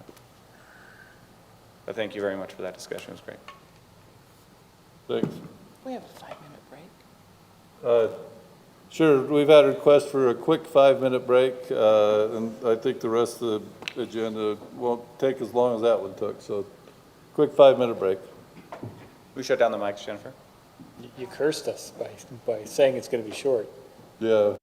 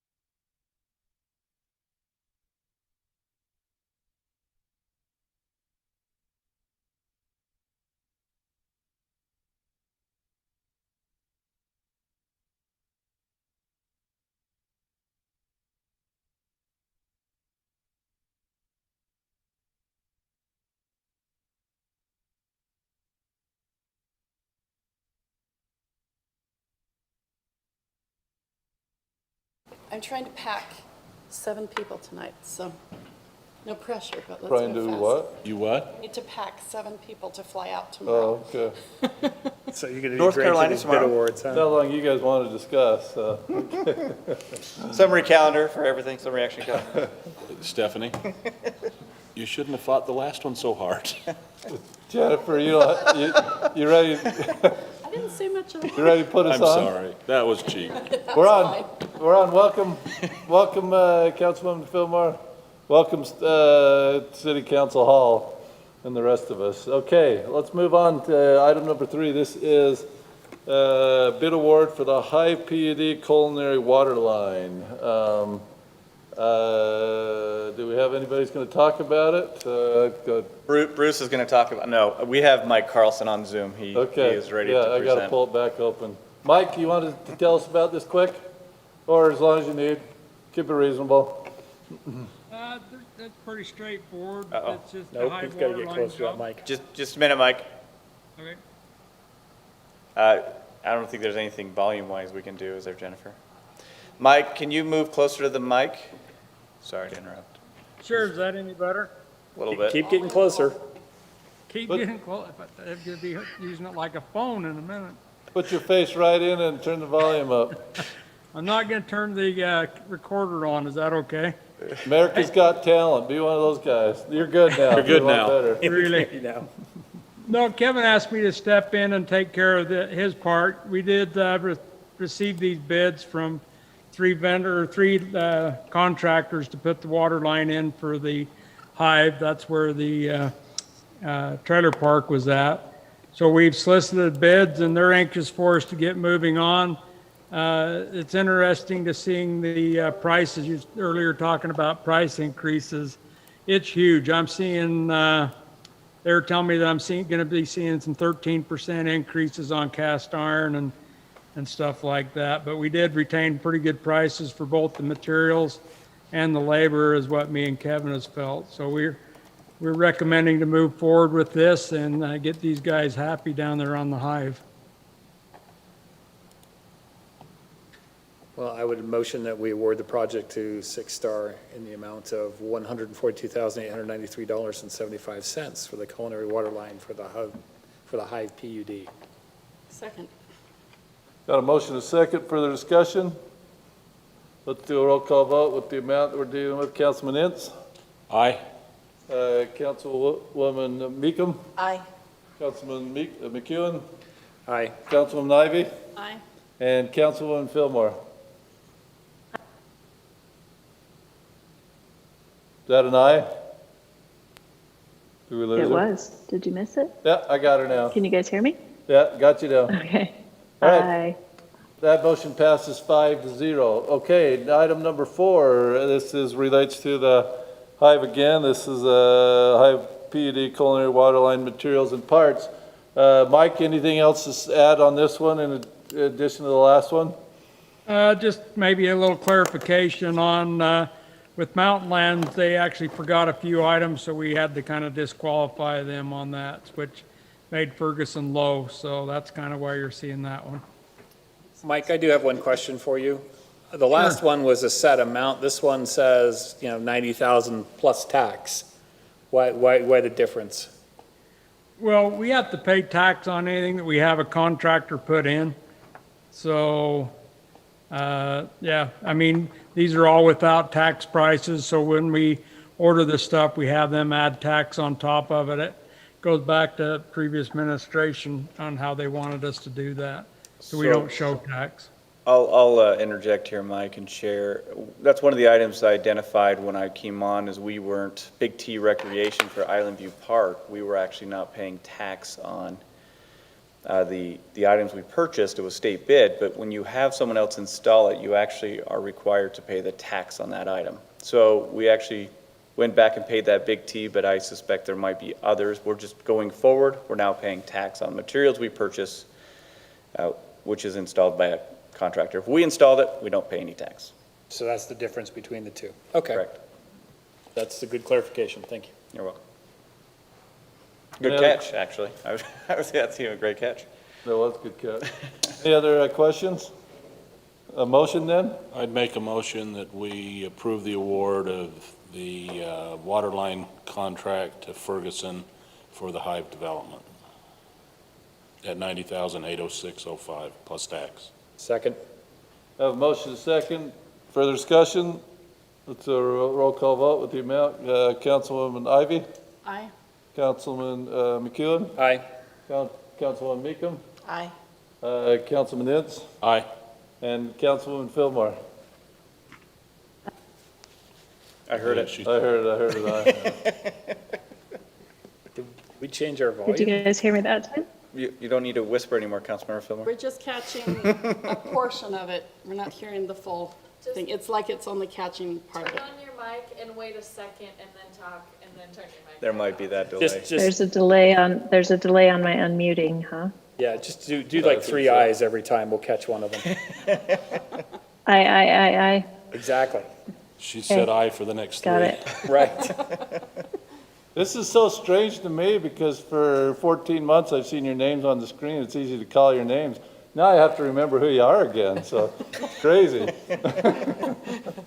The wrong side of it. All right, let's go on. Item number 5. This is Chase Lane overlay, 400 west of Frontage Road. I guess, Mike, you want to tell us a little bit about this?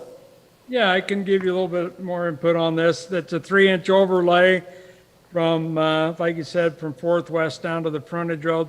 This does include that little bit of, where we're going to bump the road out a little bit at Fourth West heading north. So that includes that with some storm drain replacement and repairs, I should say, new installs with that as well. So there'll be a little bit of water work done with that. We identified 4 areas in a fire hydrant, or 4 surfaces in a fire hydrant that we want to replace to bring that up to what we would consider 100% ready to be overlaid and hopefully never dug up for a long period of time. So, Just to clarify, I believe we discussed this in a previous meeting, but there is that safety issue, line of sight issue in that intersection. So Mark Marchant, Kevin Campbell, Mike Carlson, myself, and Chief met out there, and I believe, Mayor, did you show up to one of them? Maybe not. But we showed up to just discuss options, and there's a potential simple realignment to make that intersection safer, and so this does account for that added cost. I sent an email out on it. You did send an email, that's Yeah, right. but I wasn't there. But So appreciate staff getting together, because the other options would possibly have been more costly, but once we got all together, found a pretty simple solution. And which corner is being altered? So I'll let Mike answer, but northwest corner will be that's the northeast and a Northeast little corner. bit of alignment on the northwest. with a The realignment on the line will northwest. jog out a little bit. So it's right there where that new home's being built right at this point in time. Right. There is a real issue with the landscaping on the southwest corner, We're familiar. and I know that that's a touchy issue, but that really makes that intersection dangerous.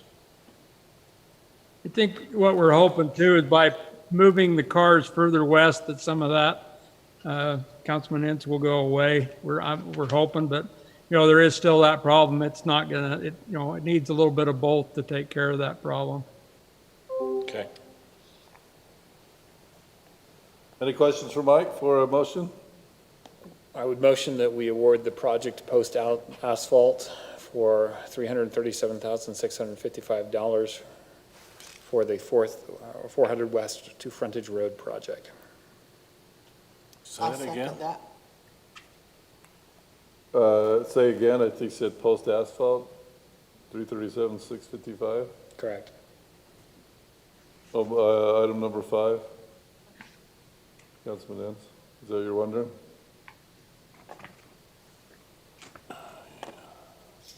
I must be on the wrong item.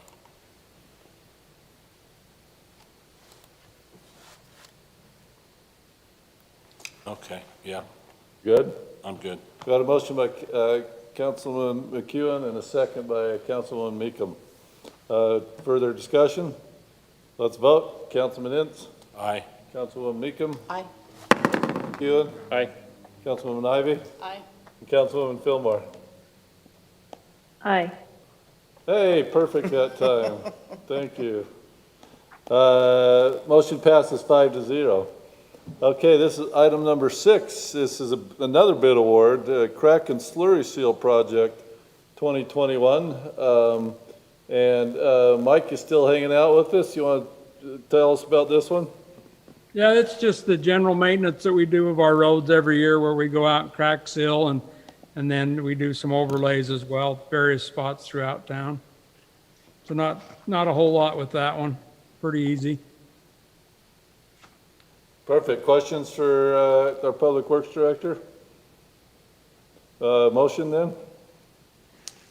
I'd make a motion that we award the Kraken Slurry Seal Project for 2021 to M&M Asphalt Services for $197,579 as presented. Second. Have a motion and a second. Further discussion? Councilwoman Fillmore, we're going to let you go first this time. Aye.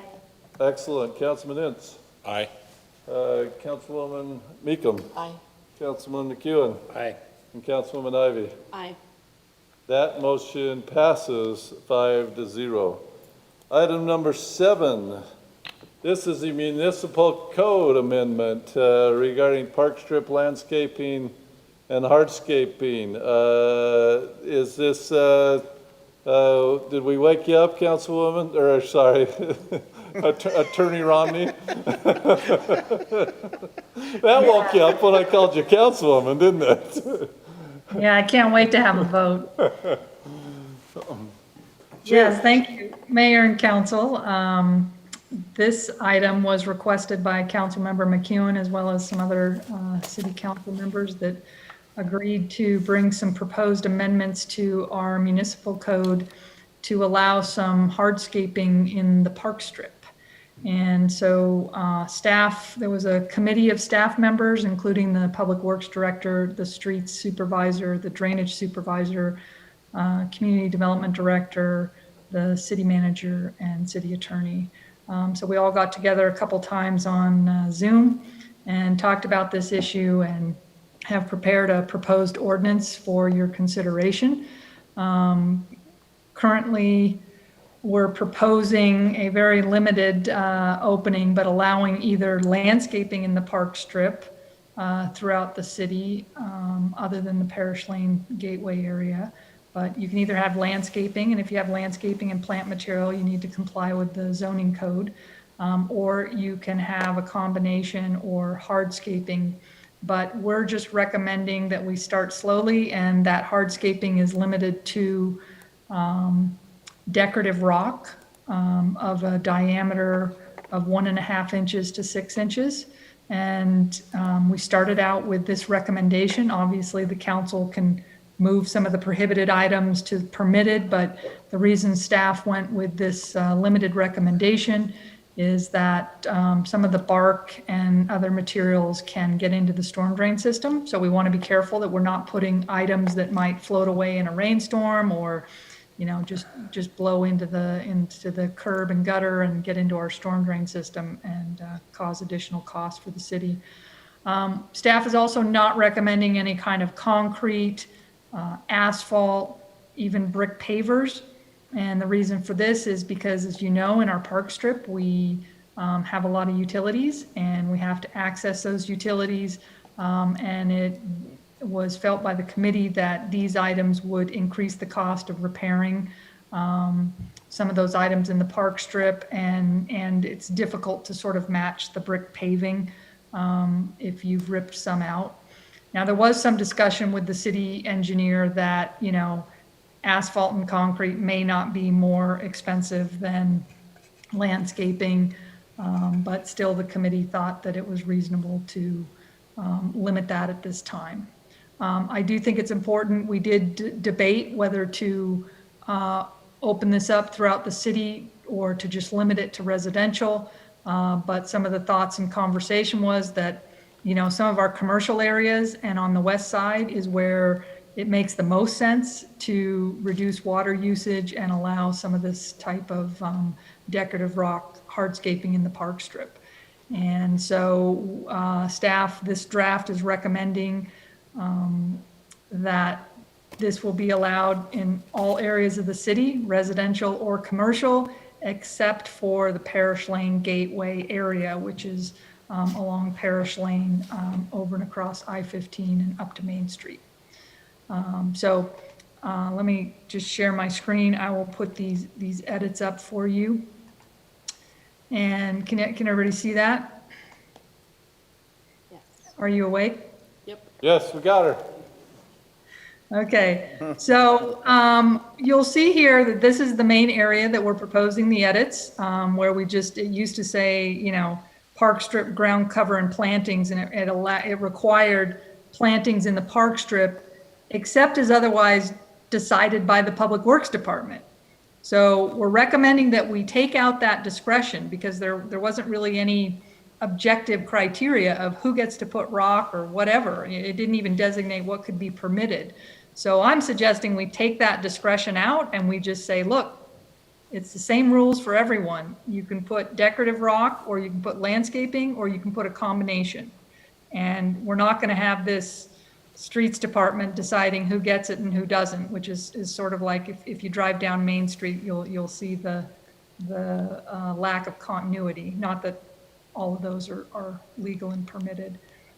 So we also drafted this in a way that the council can, you know, edit it, but so we're saying, here's what's acceptable: 1.5 inch to 6 inch diameter decorative rock, and here's what's not acceptable: concrete, asphalt, brick pavers, or any kind of wood or synthetic products such as bark and mulch. And then the exception for Parish Lane Gateway. The edits here are just recognizing, so we're calling it landscaping versus hardscaping. We also added in some acknowledgements of state law, because I think it's important for people to understand that you can go ahead and, you know, make improvements to your park strip, and you're actually required to by code, and you're also responsible by code to maintain it. But there are some governing statutes that, you know, give some rights to the public utilities that are within the park strip. And so we're just referencing that state law regarding public utility easements and the rights of those utilities. And then also in the new section 034, referencing the Damage to Underground Facilities Act, which is essentially, you know, saying you have to call blue stakes. So, you know, if you're going to go a certain depth or something like that, then you need to blue stake it. So we want to make sure that people are aware of those obligations and those potential liabilities if they're going to put some hardscaping and other things and be digging in their park strip. So that's it. I went ahead and put the entire chapter here. We're going to come back at a later date and talk about park strip trees. But right now we just wanted to tackle the hardscaping issue. So I think with these edits, you know, staff is just responding to what the council asked. So I don't know that we have a recommendation either way. But this is our recommendation as directed. Mr. Mayor, if I can add to that as well, one of the other considerations, thanks Lisa, is we considered the possibility of next year doing the curbside pickup waste, you know, green waste pickup. So again, it matters what's in that park strip, because if we do consider it next year, if you have what materials in there could be potentially picked up, because what we'll be requiring of residents is to put their green waste actually in the park strip. They cannot place it in the curb. So if that park strip, that material will matter. So if we considered artificial grass, but those could potentially damage that grass, and we want to be careful what is in that park strip. So I have a question on bricks and pavers. I would think that those would be a good thing to put in, as long as you're not putting them in a permanent way. I mean, I don't see any reason. Say I want to do flagstone pavers with occasional plantings. That would seem to me to be a good use. I will share, as someone who's had homes with pavers, because I love pavers. if you ever remove a paver, it never goes back the same. And so that would be one of the challenges if we had to access the utilities and remove a 10 by 10 square or a 10 by 6 square pavers, it's not going to look the same. And so again, You're talking about a formatted. right, you're talking about flagstone. I'm talking about flat, free Sure. form. Again, that's a consideration. I mean, that's something that could be considered, that it's a flagstone with potentially the 1.5 inch rock around the flagstone. That I can see that looking really nice. Yeah, we didn't even really talk about that, did we, Lisa? So, Tammy, I'd see one. I was going to thought. bring Go up, ahead. I agree with Stephanie on that. I was going to Yeah. bring up the exact same point. And, you know, we can have a disclaimer in there that, like, the city can be responsible to do its best to get it back to how it was, but can't be held liable for, or something like that. I don't know, but. I will share from experience that we will do our best, but we'll still be expected to make it perfect. And even if we had an agreement with the property owner saying they would bear the cost, and so let's say Councilor McEwen agrees to put in concrete, and he says, look, if you have to take it out, I'll replace the concrete. When it comes down to it, it's going to be tough to call on that contract and would be placed in a situation that we might be responsible for that. So we don't want to put ourselves in potentially a no-win situation in the future. But Councilman Rivey, I think your suggestion is worth noting, that could be considered. So could we put something right there before the bricks and pavers to say, I don't know, I can't think I'll of any defer to the wording city right attorney, off. or even Bruce might have some language that, come up here. Use that mic right there, or just come use this mic. It takes just a second, or you can just come up here, Bruce. Just speak right there, you don't need to bend down. Okay. The Could whole allow thing's a like- natural-looking you know, landscape, you know, maybe put in the word natural, which would be different than pavers and brick, which are, you know, formed and, That in there. yeah, flag. Do you have a minimum on that? It's for the flagstone size? I mean, obviously flagstones. You know, and I don't know, yeah, yeah. We don't want that I- floating, I or see the some shell, folks- or the some pieces folks will breaking off. do decorative rock, but they'll also have some larger boulders. And I don't know if that becomes a problem, having boulders or not, but I have seen some attractive landscaping Yeah, that's so have I. natural looking, that's rock, and there's even artificial rock that they make look natural that could, I could see potentially being done in a xeriscape or something. Yeah, okay. So, City Attorney Lisa, Councilmember Lisa, what are your thoughts on that? Yeah, I thought about the boulder issue, and I mean, my recommendation might be to let us take this back to the committee, because I think you're also going to want a maximum on that boulder size, because, you know, And how many, right? I mean, if we just have boulder after boulder, then that eliminates that park strip from being used for. I mean, I do understand that, you know, some small boulders. But they're doing that seem themselves. Nice, but obviously it has to be Sure. less than 2 feet tall. And I don't mind even, I mean, if you wanted to just say, look, you can have decorative rock and flagstones or natural rocks, you know, I think that's a good I guess compromise. you could add that tonight, but the boulder issue, I am concerned about how big and, you know, how many, but. Well, even the flagstone, For I think now, you what need I to would- clarify that the flagstone's not interlocking, right? Because if it becomes interlocking, potentially mortar is used or some sort of, you know, it's permanently affixed. It needs to be Yeah, so loose, that's, like, as that's what I was Councilor Ivey going to, stated. Sorry, go. that's what I was going to suggest is language, something loosely laid flagstone or some, you know, I don't know what the most appropriate language would be there, but, and then I would get rid of the maximum in the range of decorative rocks. So it's not 1.5 to 6 inches. We did feel that course. 6 inches is kind of the max you want to go, because once you get larger than that, it's hard to actually, for them to fit, and then you start having weeds growing up between the rocks. So depending on how you do your landscaping, I'll just tell you, I have xeriscape in my yard. I'm a huge rock fan, so I have 3,000 square feet of rock in my yard. So, if you have too big of rocks, then dirt starts getting in between, and then weeds start actually growing on top of the weed barrier. And so you do want to restrict that unless you're smart about the smaller rock in between the bigger rock. And I don't want to go out and Well, then inspect maybe every make it a part of Yeah, exactly. So maybe make it a separate statement about, you know, rocks in between plantings or something, right? And we don't want to get too specific. We want to stay general, but I just don't want someone thinking they can't place a rock that's larger than 6 inches, if that's the way they go. But I would definitely want flagstone in there. So I And whatever agree. language we need to do to clarify that it's not cemented in or perfectly placed, right? That there's sand or the smaller gravel in between. Do we need to include, I'm just thinking about the larger boulders, and the first thing that comes to mind is defensive landscaping. I've seen a couple of neighborhoods where people are at the bottom of the street and they've actually put like pylons and huge things because their house has been run into before. So I think you do have to have an upward limit on that. Otherwise, you do end up with some defensive landscaping, and I don't want to be involved in the liability issues of somebody parking a 2-ton boulder in front of their house because they're tired of people coming onto their lawn or whatever.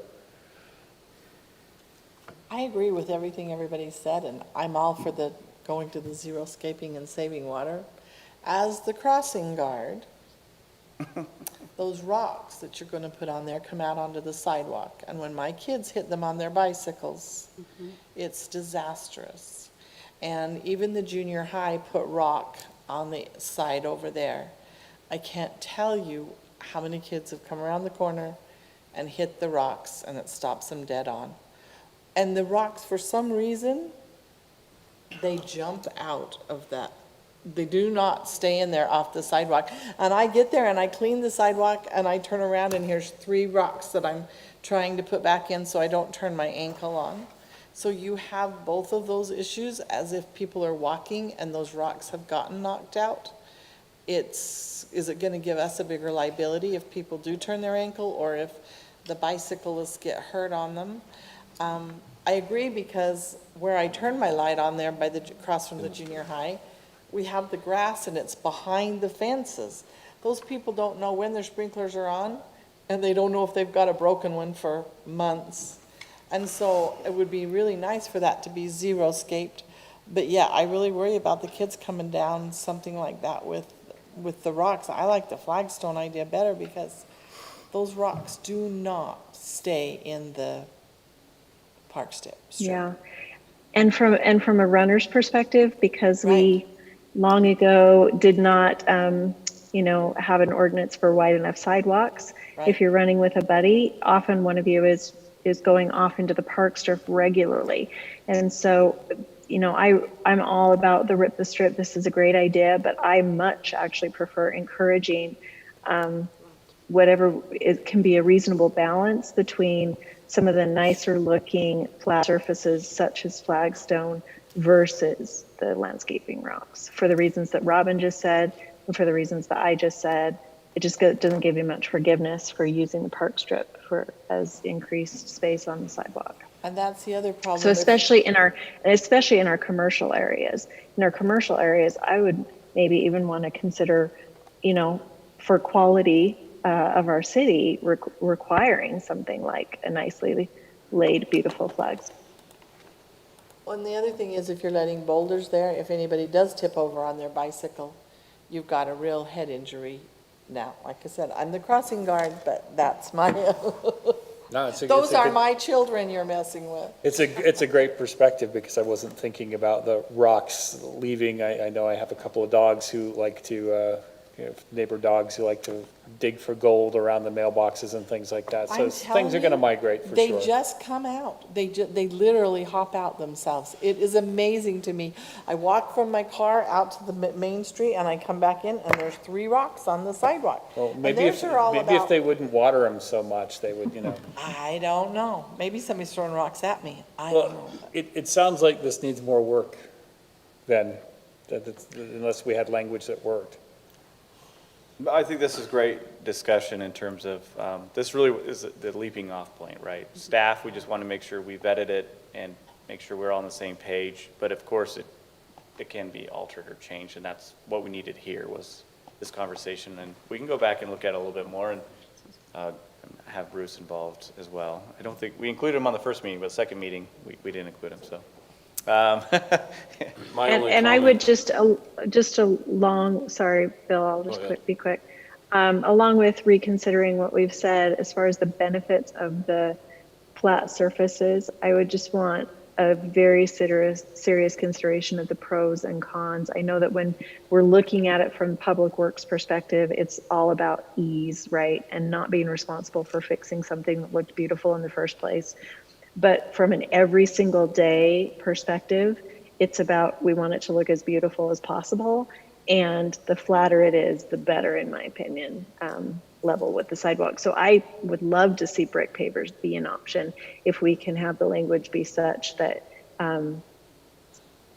it's reasonable for when we do need to get in, but we just don't need to get in that often. And the way it's going to look and be accessible for use every single day is every single day. So one thing I do want to point out, and this was actually from the ULCT conference, one of the things they said in their water management and some of these slow the flow discussions, that retrofitting landscaping to be xeriscaped or otherwise is 5 times more expensive than its original installation. So one of the things I want to make sure that we're considering is that we don't price ourselves out of having anyone do this because we've made it too restrictive. So I think we need to be careful in that we don't, although there are potentially safety issues with rock, it's a lot cheaper to buy half a ton of rock than it is to buy, 100 feet of pavers.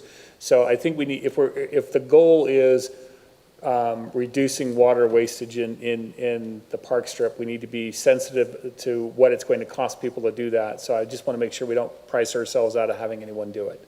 And I will say that. And to be clear, I was suggesting more options, not fewer.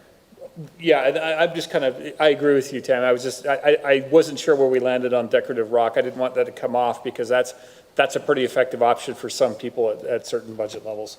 And I agree with that, but I also agree with Tammy because I watch the runners and they do go out onto the park strip, or, if you're walking and you have to go out onto that rock, here again at the junior high, I'm very careful. I get off the rock onto the sidewalk and I stay there until I get back in my car.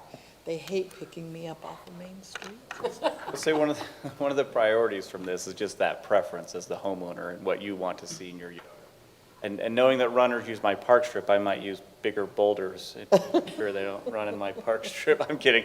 But no, it really is a preference. Is that giving you flashbacks, Bill? I'm kidding. Oh, mine was cyclists, not runners. Pick it on another physical fitness group. But really, it is a preference, but also giving options. We are restrictive, and if, again, being a paver lover, they're extremely expensive right now, and that's why I have rock. And by the way, it's 5,000 square feet. I misspoke. It's 3,000. So I love rock, and it can look nice. Would anybody be opposed to adopting this as it stands tonight, so people have options that they can start with, and then we can bring it back with the additional amendments? Or do we just want to wait and do it all in one shot? And I think Councilmember Kuhn's point, he's got a point in terms of people are actually starting their landscaping right now. So if they had the option today, they could actually start flipping or ripping the strip now with other options in the future with that to come. I guess I have 2 thoughts. Number one, make it as unrestrictive as possible. We talked about it at ULCT, and I understand avoiding pea gravel. I'd go lower than 1.5 inches. I think even a 1/2 inch isn't going to float away. Inch. It's kicking out. That stuff easily is dispersed. Well, that does kick Councilmember out, Macon yeah. shared. And a good rain on a hillside will, It will a lot of flow. things. It will. Boulders and otherwise. I do feel a sense of urgency with the governor making his announcement about water restrictions for state offices and things like that, the reservoir levels. I think we're not going to get a better opportunity with the residents with all the free press we're getting to this is a program we're doing and this is why. The other thing that I would say is we've got 2 significant developments getting ready to start. Is there anything we can do to actually limit grass in the park strip in those? We can't where it's already there, but in those, should we consider it? You're talking about the nirvana I want to get to. I think it's irresponsible in Utah with our growth to continue to do that. And I think some areas of town, it makes perfect sense that xeriscaping is what you can do in that area. I know that's a heretical statement to say in Centerville, but it just, if we're looking at the larger community and where we are on water, it just makes sense in newer construction not to do that. I am all But yeah, right. exactly. With new developments, I mean, not forcing people to go back and reverse what's already there, but in newer developments. And I wonder if right now, since we didn't have the ordinance in place, if we even could just have a conversation, right? And say, this is the direction we're looking to go. Would you consider not putting sprinklers in the park strip? I will share based on experience that, and many of you may relate, is putting in grass with sprinklers is far less expensive than rock and other options. And so I'd hate to remove that option from some families. Now, we can encourage the other option, but the idea of this ordinance, at least from staff perspective, is really just giving preferences, not necessarily. If we ran the irrigation and culinary water was used in the majority, there would definitely be an incentive there to reduce the needs. This is the irrigation company. If they see an interest or a need, then they would start incentivizing us to do that, or asking us to participate, which indirectly they have asked us to participate in this flip the strip or rip the strip, but not to the point where they're asking or offering incentives to our residents to do so. Again, it's just less expensive for grass, and I'd hate to move that less expensive option. And you've got developers, I mean, you've got developers that are saying they're going to be they said $1.5 million homes, they're going to be putting $2 million homes. I don't think they're going to want to be told that they absolutely can't put grass in the park strip. Although my other reason is I can mow my whole lawn and I have to leave the lawnmower out till my husband gets home so that I don't fall off the curb when I mow the lawn with the riding lawnmower. So, you know, I could see another advantage there. You wouldn't have people falling off the curb with their riding lawnmower. But like I said, I really do worry about the rocks and the kids and the bikes and the runners. So do you guys like going with what Councilmember McHugh and Mitch, with what we have here already and tweaking it, or just having staff go back, Lisa, Bruce, Brent, Jennifer, wake up, you too, kind of taking away and adding these things we talked about? I think I'd rather wait so that we don't have somebody put something in that then we come back and say, oh, never mind, you can't do that. That would be my concern is, what if somebody comes in and does rock and we decide we don't want rock? And so that would be my own. As long as our rock sizes don't change. I'm gonna give it a try. Let's see what happens. So I'm gonna motion that we adopt ordinance 2021-12 for park strip hardscaping. We have a motion and a second? I have a question for. With a friendly. I have a question. Let me finish, I'm sorry. With a friendly modification, recognizing that it's going to change in the next 2 meetings. Sure. Okay, we have a motion and a second. Further discussion, Councilwoman Fillmore? Do you have something? I'm just wanting clarification about, I know that in the existing ordinance, we already prohibited like concrete asphalt, right? And then we just said that the ordinance required lawn or plantings, right? But the plantings could have been interpreted just like any flower bed, that you do planting and rock around it. Is that correct? And so, I mean, the ordinance as it stands right now, I think people don't check the ordinance, first of all, so there's an education element that we need to focus on in all of this. You know, but I don't think even if they read the ordinance, they would necessarily think they were prohibited from doing what we're saying now, clearly that they can do. I'm fine with voting on it tonight and then refining it later. But I guess I'm just looking for clarification on that question. If you're asking about the current code, I think it clearly says that except as otherwise provided and approved by the city, park strips shall be landscaped with grass and plantings. So I don't think that it allows, except as otherwise approved, and then the next sentence is, in all zones, hard surfacing within the park strip shall be prohibited unless reviewed and approved by the streets department. So it's pretty clear to me, you know, landscaping and plantings, hardscaping prohibited unless the streets department says okay. But we don't really have any standards for that determination. And it's basically if you ask, you get it. So we're trying to go with a more uniform standard that's fair for everyone. No, that's good. I read it as grass or plantings in my mind, so that's a good clarification.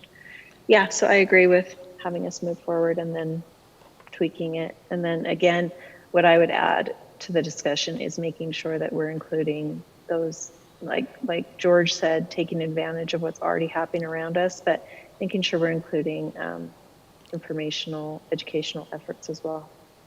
Yeah, I kind of suspected that we would vote on it tonight. We'd have a set of tweaks that come out, and then we do the education program when we've got the final piece. But if there's somebody out there right now, because, you know, my neighbor is pretty funny, I was talking about it, and I came outside, and his entire park strip's gone. He's like, I'm ready. I'm like, well, you're a little ahead of the game, but 2 weeks from now, you'll be closer too. So I don't know that everyone's that eager, but at least it gives them the option to get going. And Mr. Mayor, one final, to touch on Councilmember Fillmore's point, part of this was also that educational component. Let's finalize this, let's get something out there, because to be frank, we have residents who have installed concrete in our park strip. Now, it's one of those items that we have a number of people who have violated our current ordinance with concrete or other, and having that conversation with them, you've got to remove it. It's pretty expensive to that homeowner, but now we basically want to tell the residents, okay, now we're going to start enforcing. And we're serious. We can't have these other items, and if we see it installed, we are going to ask you to remove it. We just have been somewhat and not very proactive in addressing those code enforcement issues. So if we're going to do that, are we Got going to some do trees stories. too? We're going to discuss trees at another meeting. We want to keep these two items separate. The tree board has had some interesting conversations of late, and I don't know if any of you have had a chance to watch or listen to the recordings, but their recommendations have actually shifted slightly since our last meeting when we discussed about trees in the park strip. And once, I think it's important for us to have, again, potentially another combined or joint meeting with the tree board as we have that conversation, or at least get a recommendation, have them present to council saying, here's our recommendation for trees in the park strip. I think they've done some great work, and they've done a great deal of research, and I'm really excited to see what they have. Oh, I have, but I know you have. I've been there, and I understand. What I'm saying is we have a long-term cumulative tree problem. Yes. Yeah, and I think, Bill, it's gonna kind of, that problem is also gonna be a nexus with what happens for future water resources once we're fully metered in the city. And I'm noting again from ULCT how they were saying that, like, the city of Harriman, if you have a 4-foot parking strip, you cannot put water in it. You have to have an 8-foot parking strip for them to even allow you to put water into it. So there may end up at future dates being, changes in what we allow in park strips altogether, because we've all seen it. We've all been up at various hours outside and seeing a geyser, which, we benefit from down at the park because we're capturing some of that groundwater, but 300 gallon a minute flow seems a lot of wastage going on, so.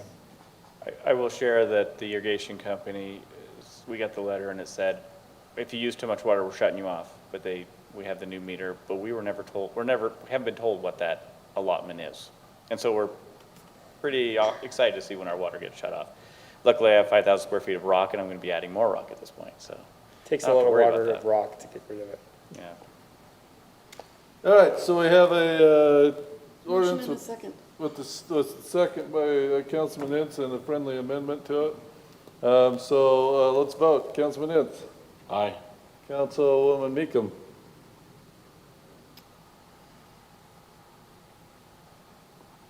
Nay. Council member McEwen. Aye. Councilwoman Ivy.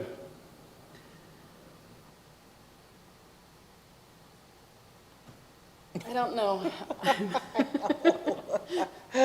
I think the bricks and the pavers being in the prohibitive section is huge. But we're gonna bring I'd that like to back. Yeah, but I hate to say you can't do it. See, my grandparents were told that they could do one thing, and then the city came back and told that they had to do something different, and then told them that they had to put concrete in. So they've got concrete out in front of their house by order of the city, and it's just, I hate to jump back and forth, and I'm going to say nay. I'd feel more comfortable voting on it after the fact. And then Councilwoman Fillmore. I'm going to say nay also because I think it would be pretty easy to make another motion with just switching those two words from the prohibited to the allowed, and then let the committee tweak it, come back with recommendations for tweaks after that. So that motion fails. So do we have a replacement motion, or are we going to have staff work on this and come back with something else to us? Well, I think George's point is valuable. I definitely do want staff to come back. Let's get this going. It's landscaping season. We've been talking about this for quite a long time. But I would go ahead and make a motion to accept the committee's recommendation for the ordinance change on landscaping in park strips with the change of brick pavers and, Bricks sorry, and pavers. I'm just losing the word for the flat rock. Flagstone? Thank you. That was a real brain freeze. Flagstone and brick pavers being allowed, not disallowed. Second. We have a motion and a second. Discussion? My only concern is where staff kind of came out and said it was against that. I'd like to know where they stand, because I don't want this neighbor to do it and then this neighbor to be told they can't do it. I'd rather just give it 2 weeks and come back with something that we're a little more uniform on, because, that's what happened over below the junior high was we went in and redid somebody's land park strip, and then the next people, they were told, oh, the city wasn't going to do theirs, and it caused some real problems in the neighborhood. So I'd rather wait until we can, make sure staff is saying we can work with our utilities with the pavers or whatever. I would rather have pavers than rock, so I'm not against that or the bricks, but I just kind of want to give staff a chance. I don't want to vote on it when they've asked us that that's not what they want. Could we call it loosely laid bricks and pavers and flagstone? Because I think the issue where it becomes a problem is when they're set in a medium that holds them permanently. Well, I will share, if we're trying to accomplish what Councilmember Fillmore is saying, if it's loosely laid pavers or flagstone, it really, you don't want runners running through there with rocks in between. I will state, and Lisa, can you chime in either support or disagree, but the whole point of this ordinance was drafted in a way that you could shift, and the bricks and pavers, we're okay with that. But ultimately, Lisa, for you, I'd like language in there potentially that just some acknowledgement that we have documented somewhere saying that, look, if we have to remove these for utilities, it's up to you to actually replace it, not our cost. It's your cost to replace it. We'll remove it, but we're not putting it back to the way it was before. That'll be on you. I don't know if that's a little problematic given the statutes that Sure. provide obligations on the utilities. So that's why I just cited the state law. I think it's problematic to push that back on the residents, but, I think to your point, Stephanie, though, that if we can restrict it to say you can't use grout or mortar or permanently fix it using cement or some other glue or something we're at least saying that these have to be removable without, Sure, and pavers are really easy, right? As long as, because if you use you have clay that, sand, you don't use concrete. To flagstone, you use mortar for the most part, but some people just use, they have grass in between the flagstone, which looks really nice and could look, anyway. So after meeting with staff, what would your recommendation be, Brad? That we give staff another shot at it, or that we try and pass something tonight? I'm going to defer to Lisa. I'm going to pass this off to Lisa and see what her thoughts are. But I think at least from my standpoint, and Bruce is here as well, and he can chime in, but I think that we would be okay with the bricks and pavers. It's just the back end. If we ever had access to those utilities, that we might want to look at some language as our little committee gets together, understanding that the direction of council is considering bricks, pavers, and flagstone. Okay, what language do we need to protect the city, if there is any language? Lisa? yeah, I think we drafted the ordinance in a way that you can slot any of the permitted or prohibited items. I think that this is the representation of the committee. We talked about all these issues. except for maybe larger boulders, but I'd already thought about that and just decided I didn't want to tackle it. So I don't know that the committee's recommendation is going to change. My thought was, well, let's at least get their input. But it's certainly up to the council to say, well, we'd like to do this instead. So it's up to you. I mean, there is a concern, and I think concrete, it's great that concrete's not on there, but again, with Kevin's input in our last meeting where he discussed it's really not that cost prohibitive to replace concrete. I will share that pavers is about $12 to $15 a square foot. And if we're accessing those utilities and then we're paying someone $12 to $15 a square foot to repair it, that's a pretty costly repair that we will need to start accounting for and potentially need to start recouping some of those potential costs through increased fees or whatnot, if that makes sense. As well as our spring cleanup. As long as our spring cleanup, right? Yeah, it's just going to increase costs, but. Okay, so for now, I would just maybe amend my motion slightly to just say the use of brick paver, the use of loosely laid brick pavers or flagstone is allowed. And or flagstone. Would be the change, and or loosely laid. You might have all of those things, loosely laid flagstone. And then I would want, and I thank the committee for giving us this starting point, right? Makes it easy, we make some tweaks. And I would welcome their tweaks for better language and for evaluating if we want to clarify about who's responsible for replacement or what expectations should be there. So I'd second that. So we have an amended motion and a second to that amended motion. Let's vote. Councilwoman Fillmore. Aye. Councilman Ince. Aye. Councilwoman Meekum. I'm going to go nay, wanting a little more information from my staff. Councilman McEwen. Aye. Councilwoman Ivy. Aye. That motion passes 4-1. Staff, take it away. Thank you. Thank you. All right, let's move to item number 8. This is UDOT release of easements for West Davis corridor. This is over there on the frontage road by the Garlic property. I was there one time meeting with the Garlics with Kevin Campbell. So, but Lisa, this is a legal thing, it looks like. Yes, Mayor and Council, as you know, UDOT is constructing the West Davis corridor, and this new highway will impact the northern part of the city along Frontage Road. They've already acquired some right-of-way from adjacent property owners along the Frontage Road, including the city. And they're now coming back to the city requesting that we release 2 easements.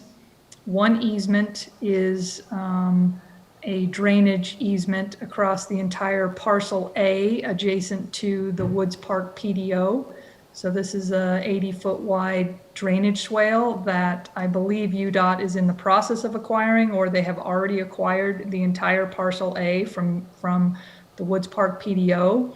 But that parcel A is encumbered by our city easement and drainage easement.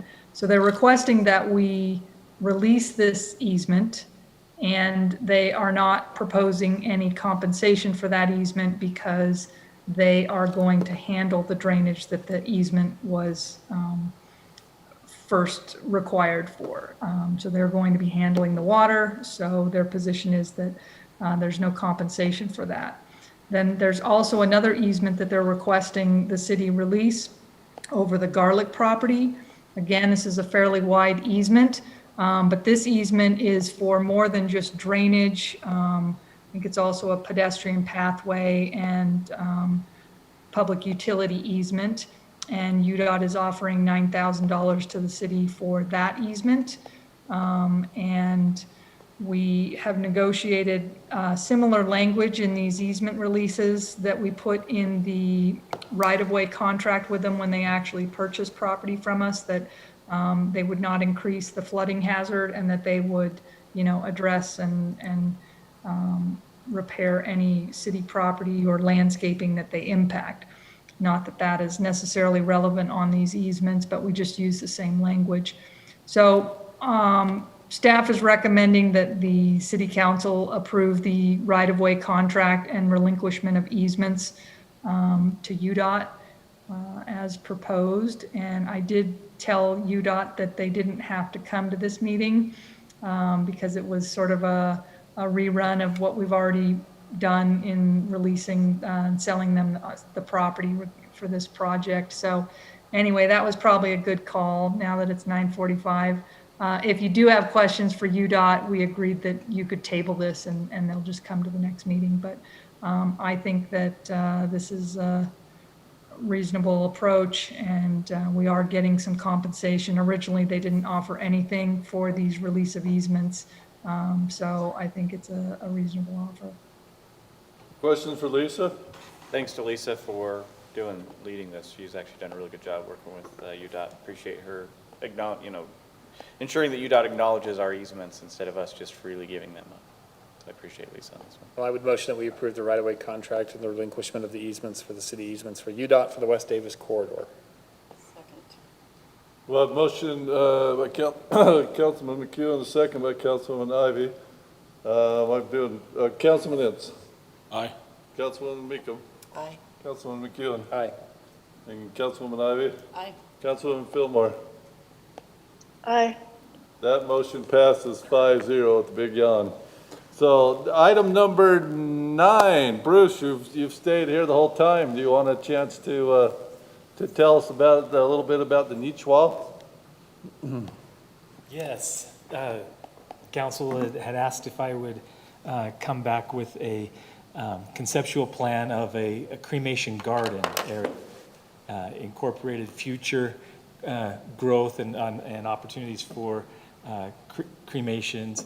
And I was able to work, first I need to thank ESI, Kevin Campbell and his staff helped with taking all my pencil drawings and vision and put it into some professional looking conceptual plan. And I'll ask Jennifer if she can put that up there. Hopefully you've had a chance to look at these ahead of time, but this is on a aerial photograph of the area at the cemetery just east of the main entrance. You can see there Porter Lane and then the entrance into the cemetery. And then there's a arched sidewalk, 5-foot wide sidewalk that arches from one corner to the other corner of the entrance there. And if you're looking at this diagram, on the left side, as you come into the sidewalk entrance, the first niche wall that you come to is what we're proposing would be the first location where we put in the first niche wall, 24 niches. There's also, I would recommend the sidewalk, the first niche wall, and a park bench. And then the rest is all future,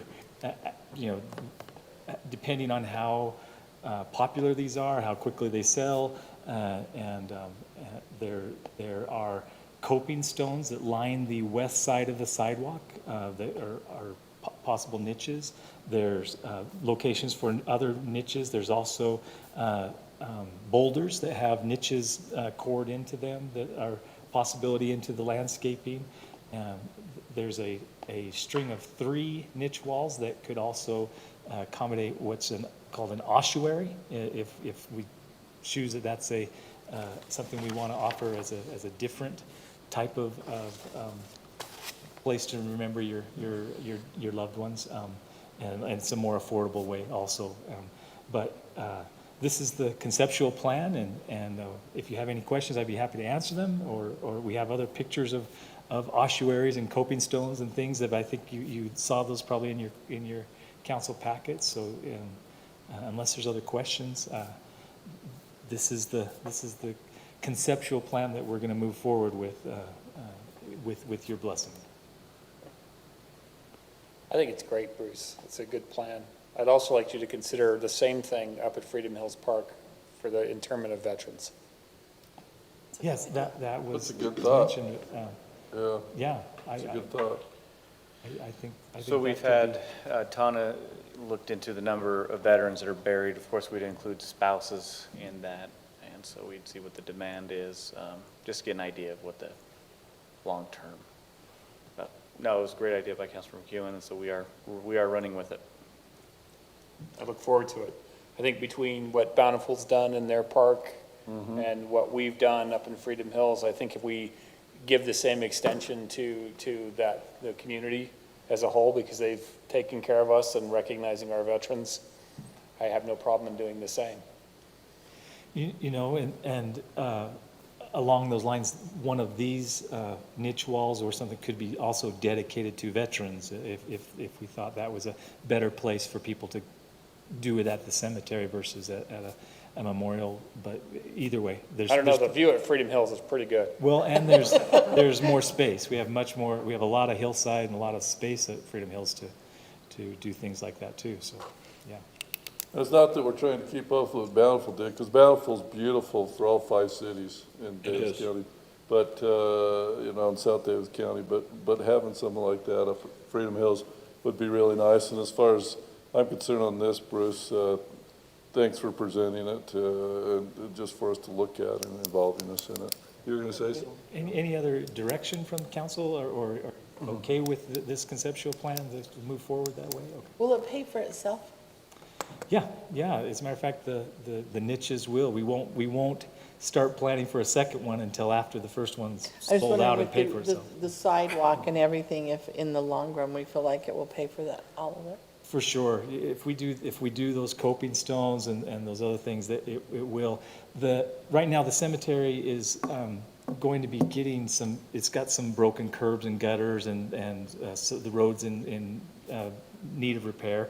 And so that's on the schedule for one of our road projects is to work on the road and do those improvements. And we're having this bid with that as an alternate as that road and curb and gutter project. So it should get a pretty good shot at getting a good bid because it'll be part of a bigger project. Okay, thank you.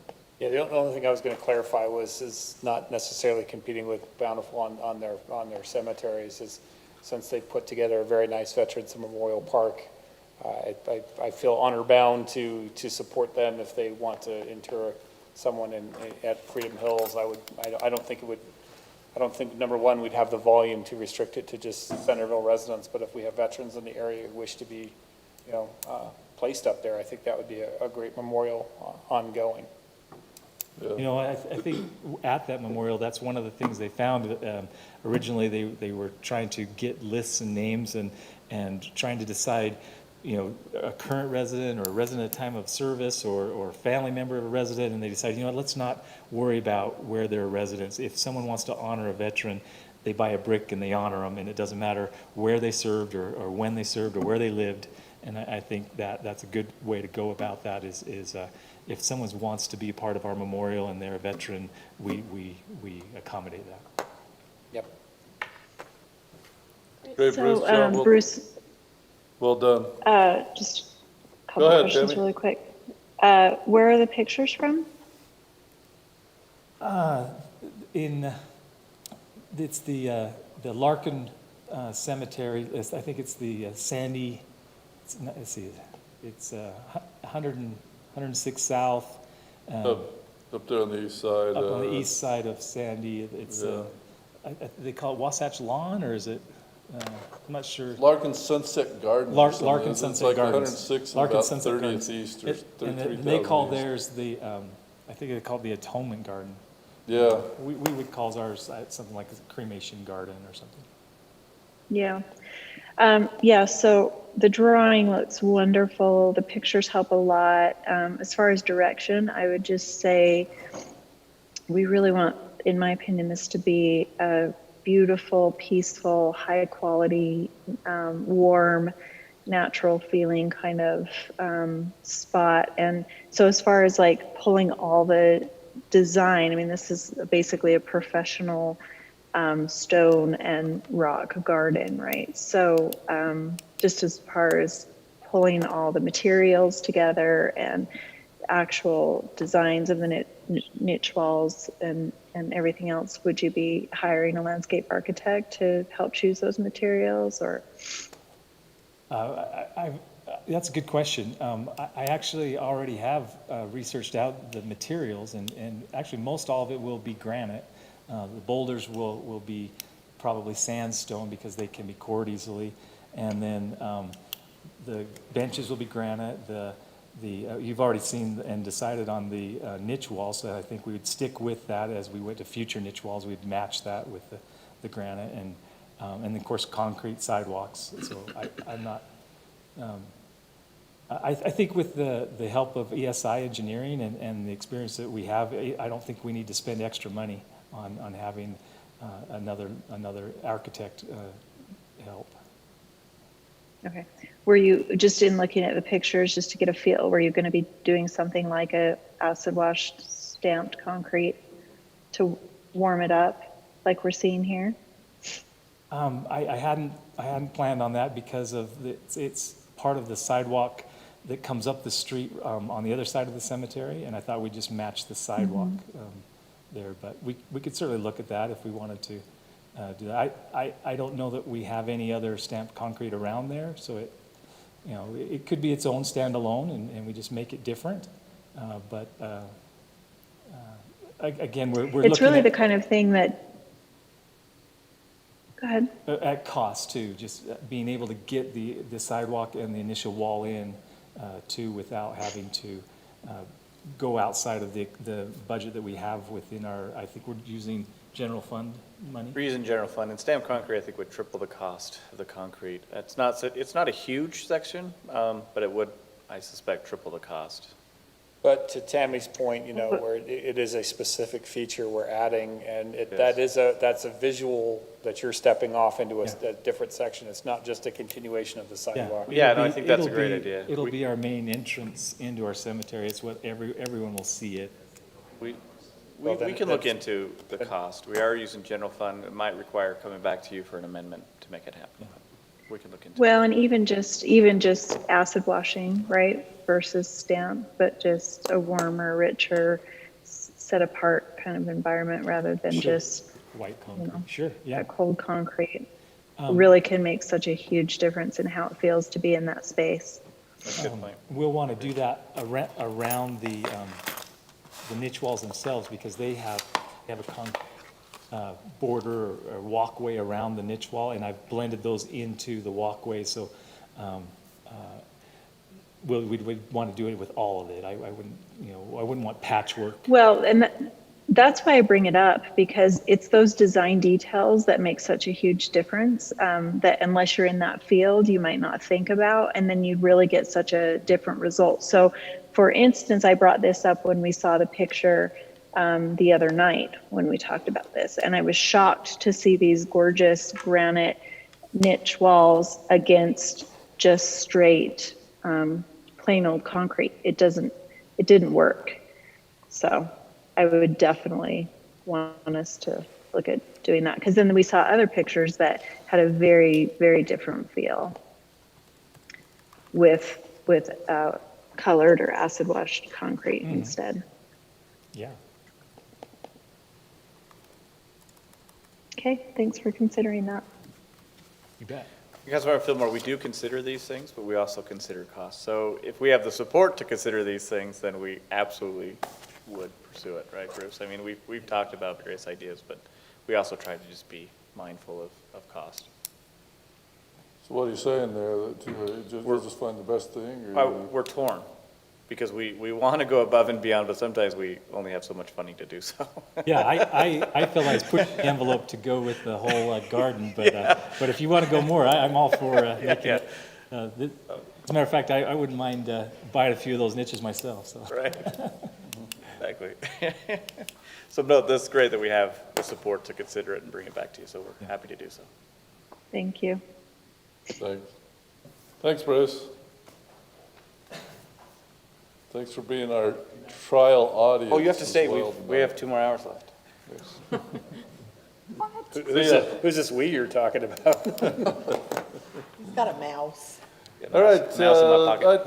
item 10, minutes review and acceptance. We have 3 minutes, April 20th, 21, work session, April 20th, 21, regular session, city council, and April 27th, last week, Tuesday, work session minutes. Do we have any changes to those minutes, or do we have a motion to approve those minutes? Motion to approve the minutes as recorded. Do we have a second? Second. Well, we have a motion and a second. All in favor, aye? Aye. Opposed? Aye. Those pass unanimously. Let's go to city council report, and we've selected Councilwoman Ivy. Do you have anything tonight for us? Very quickly, the gardens are full at the museum. People are really, really excited about it, and they've been very good to wait to start watering until this week. Oakdale did donate a load of compost again this year, and we really appreciate that. It makes for a nice gardening experience. The museum is hosting a storytelling next week. It's called A Mountain Man's Tale, the Transcontinental Railroad. It is by reservation only because we can only have so many people attend, but those are recorded for if you want to hear them later. The outside story tour that we approved is, I believe the initial recordings are finished and they're just working on the final details, so we should be able to start calling in and listening to those tours in June. So we're really excited about that. And the digital archiving project is going really well. And the extra fun thing is that when the city purchased the Randall property, the museum was able to get some of the, I believe they're peonies, from the house and transplant them over so that we can continue those beautiful flowers. So really excited about that. On other note, I've been talking to people from the Landmarks Commission because it has not been dissolved. It just doesn't have enough people. And we're trying to get a time when we can get together and really work on what can we do to join forces or whatever else. The ones I've spoken to are not wanting to give up on the landmarks itself yet, especially because the V is turning 50, and at 50 years, that's when things become historic. And so they feel like this is something that ought to be undertaken by the Landmarks Commission before they abdicate or whatever else, turn it over to anyone else. Well, and since I found out when this came up that we're short on people, I don't know how I missed that, but I reached out to someone who said, yeah, I could probably do that. And then, I could talk to other people as well. And I think So now it's that definitely- things are opening up and people are feeling more like real life is coming back, I think we're going to do better. It's just been Yeah, I'd tricky really during rather COVID. not see them dissolved. That's all I have. Thank you, Councilwoman Ivy. As far as the Landmarks Commission goes, unfortunately, we ran out of time and we want to discuss in the work session. And we are quite a few members short there. We've got everything else almost fully staffed. We're short one on Whitaker and one on Tree Board, but we appreciate all our committees and they're getting going again. So hopefully we can have that discussion. It sounds like there is some interest left there. So There was some interest in getting some of the former members who really have the institutional knowledge of what the direction was, what was being accomplished, to come together and meet with the current members and try to get more of a vision established. That's as far as we've gotten. we get that back soon on a work session. Jennifer, will you add that to next meeting's work session? Thank you. Thanks. Thanks to you. The good report. Item number 12, Mayor's Report. I'm going to talk more about the League of City and Towns and some things that stood out to me because of interest of time. Plus, I left my notes in my car, and my son took my car, and I have his car, so I want to make sure that I go over in detail what I said. Second thing is I met with two couples from our city that are part of the LDS Community Council. It's a committee that's for Davis County. It's got a chair and 10 couples as members. We have 3 couples that are part of it in Centerville. They don't cover just Centerville. It's Davis County, but they met with me to talk about some things that the city is going on. I told them about recreation programs, about Whitaker, about Centerville Cares, about some of the great things that we have going on that they could be helping out with. Just for and I think I probably told you in the past, they were very helpful in helping the residents of the mobile home park in getting moved and finding other areas to live and that type of thing. So they do some good work, and they also have helped out that community council in the past with financial resources and help with the Episcopal dinner as well too, the monthly dinner. So that was a good meeting. We met for about an hour and a half. Center Point Theater, it is now open and running with its first big play. It was open and running before, as you know, but seriously trimmed down. They got approval from the county. I went Friday night, and they don't have like concessions going, but they did to get approval to be a full theater with masks on, and hopefully that is helping them out substantially. They're still very appreciative, obviously, of what the RDA has done for them as well too. But people seemed excited to be back and part of that social gathering within our community as well too. So that's the big part of my report, and I'll report more on league at our next meeting with specifics that I got from there when I had my notes. Any questions for me? City manager's report. Thanks, Mr. Mayor. I have about 14 items I want to go over. I did delete a couple. Just first one, I do want to formally recognize that Mike Carlson is our Public Works Director. Went through the interview process, and luckily we were able to convince him to stay on. So we're really fortunate to have Mike stay on. He's a wealth of knowledge, and he's been great to work with over the last few months. And Dave Walker was promoted to the Deputy Director.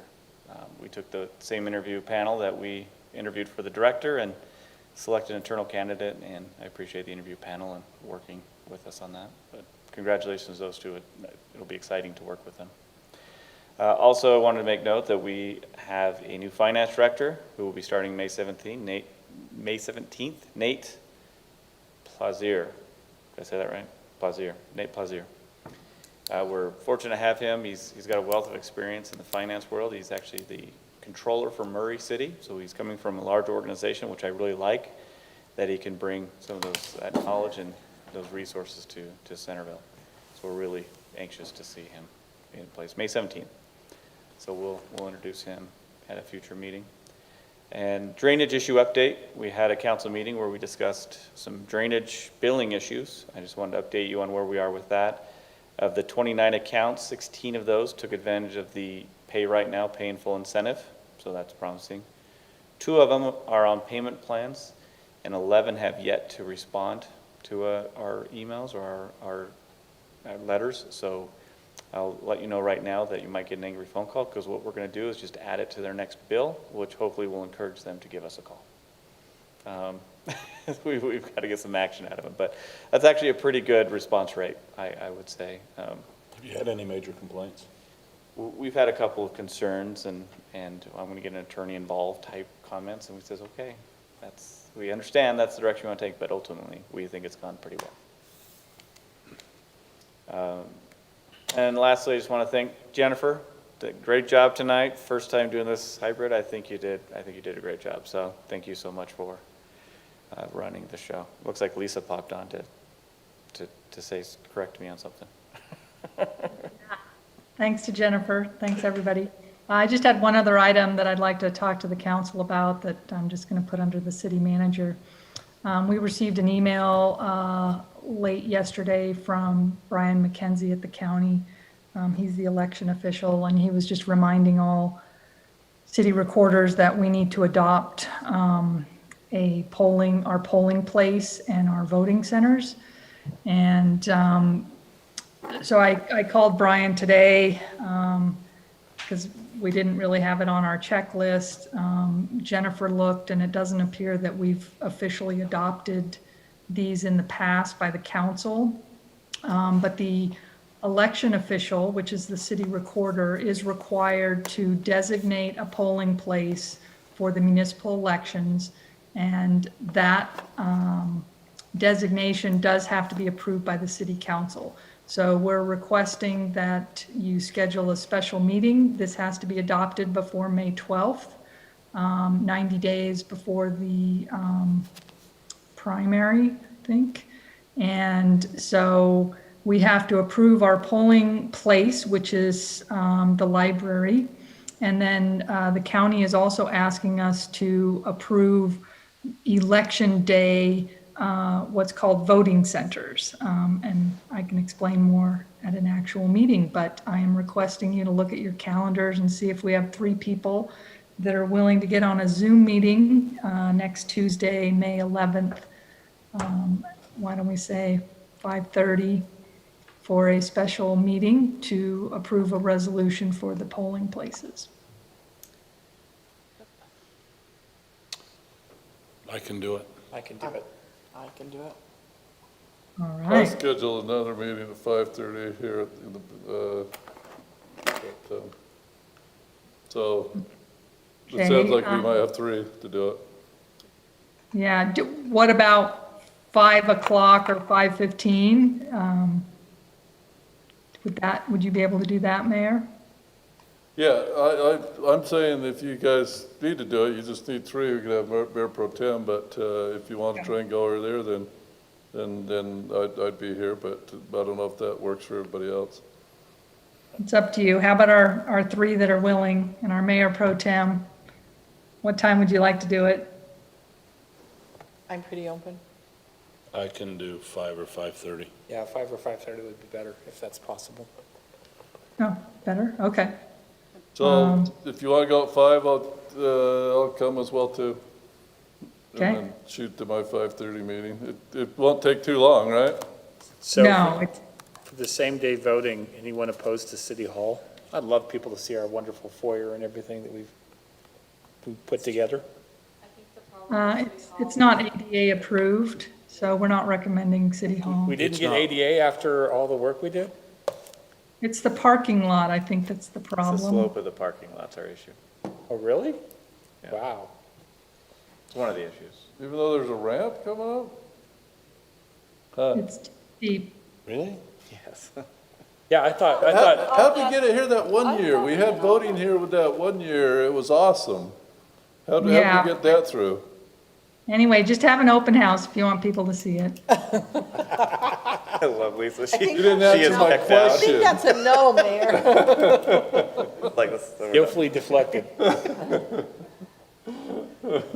Open house. That's great. Okay, so. 5 o'clock, 5 Tuesday, 11th. Yep, we'll say 5 o'clock next Tuesday, and we'll get that notice out and a packet probably the Friday before. Oh, wait, that's this Friday. That is this Friday. Yeah. It is. I'm going to be out of town this Friday, so we'll either get it Thursday or Monday. That's it. Motion to adjourn. Okay, So you can get out of thank here. you, Lisa. Did you finish, Brent? Well, Lisa just told me that I'm finished, so yes.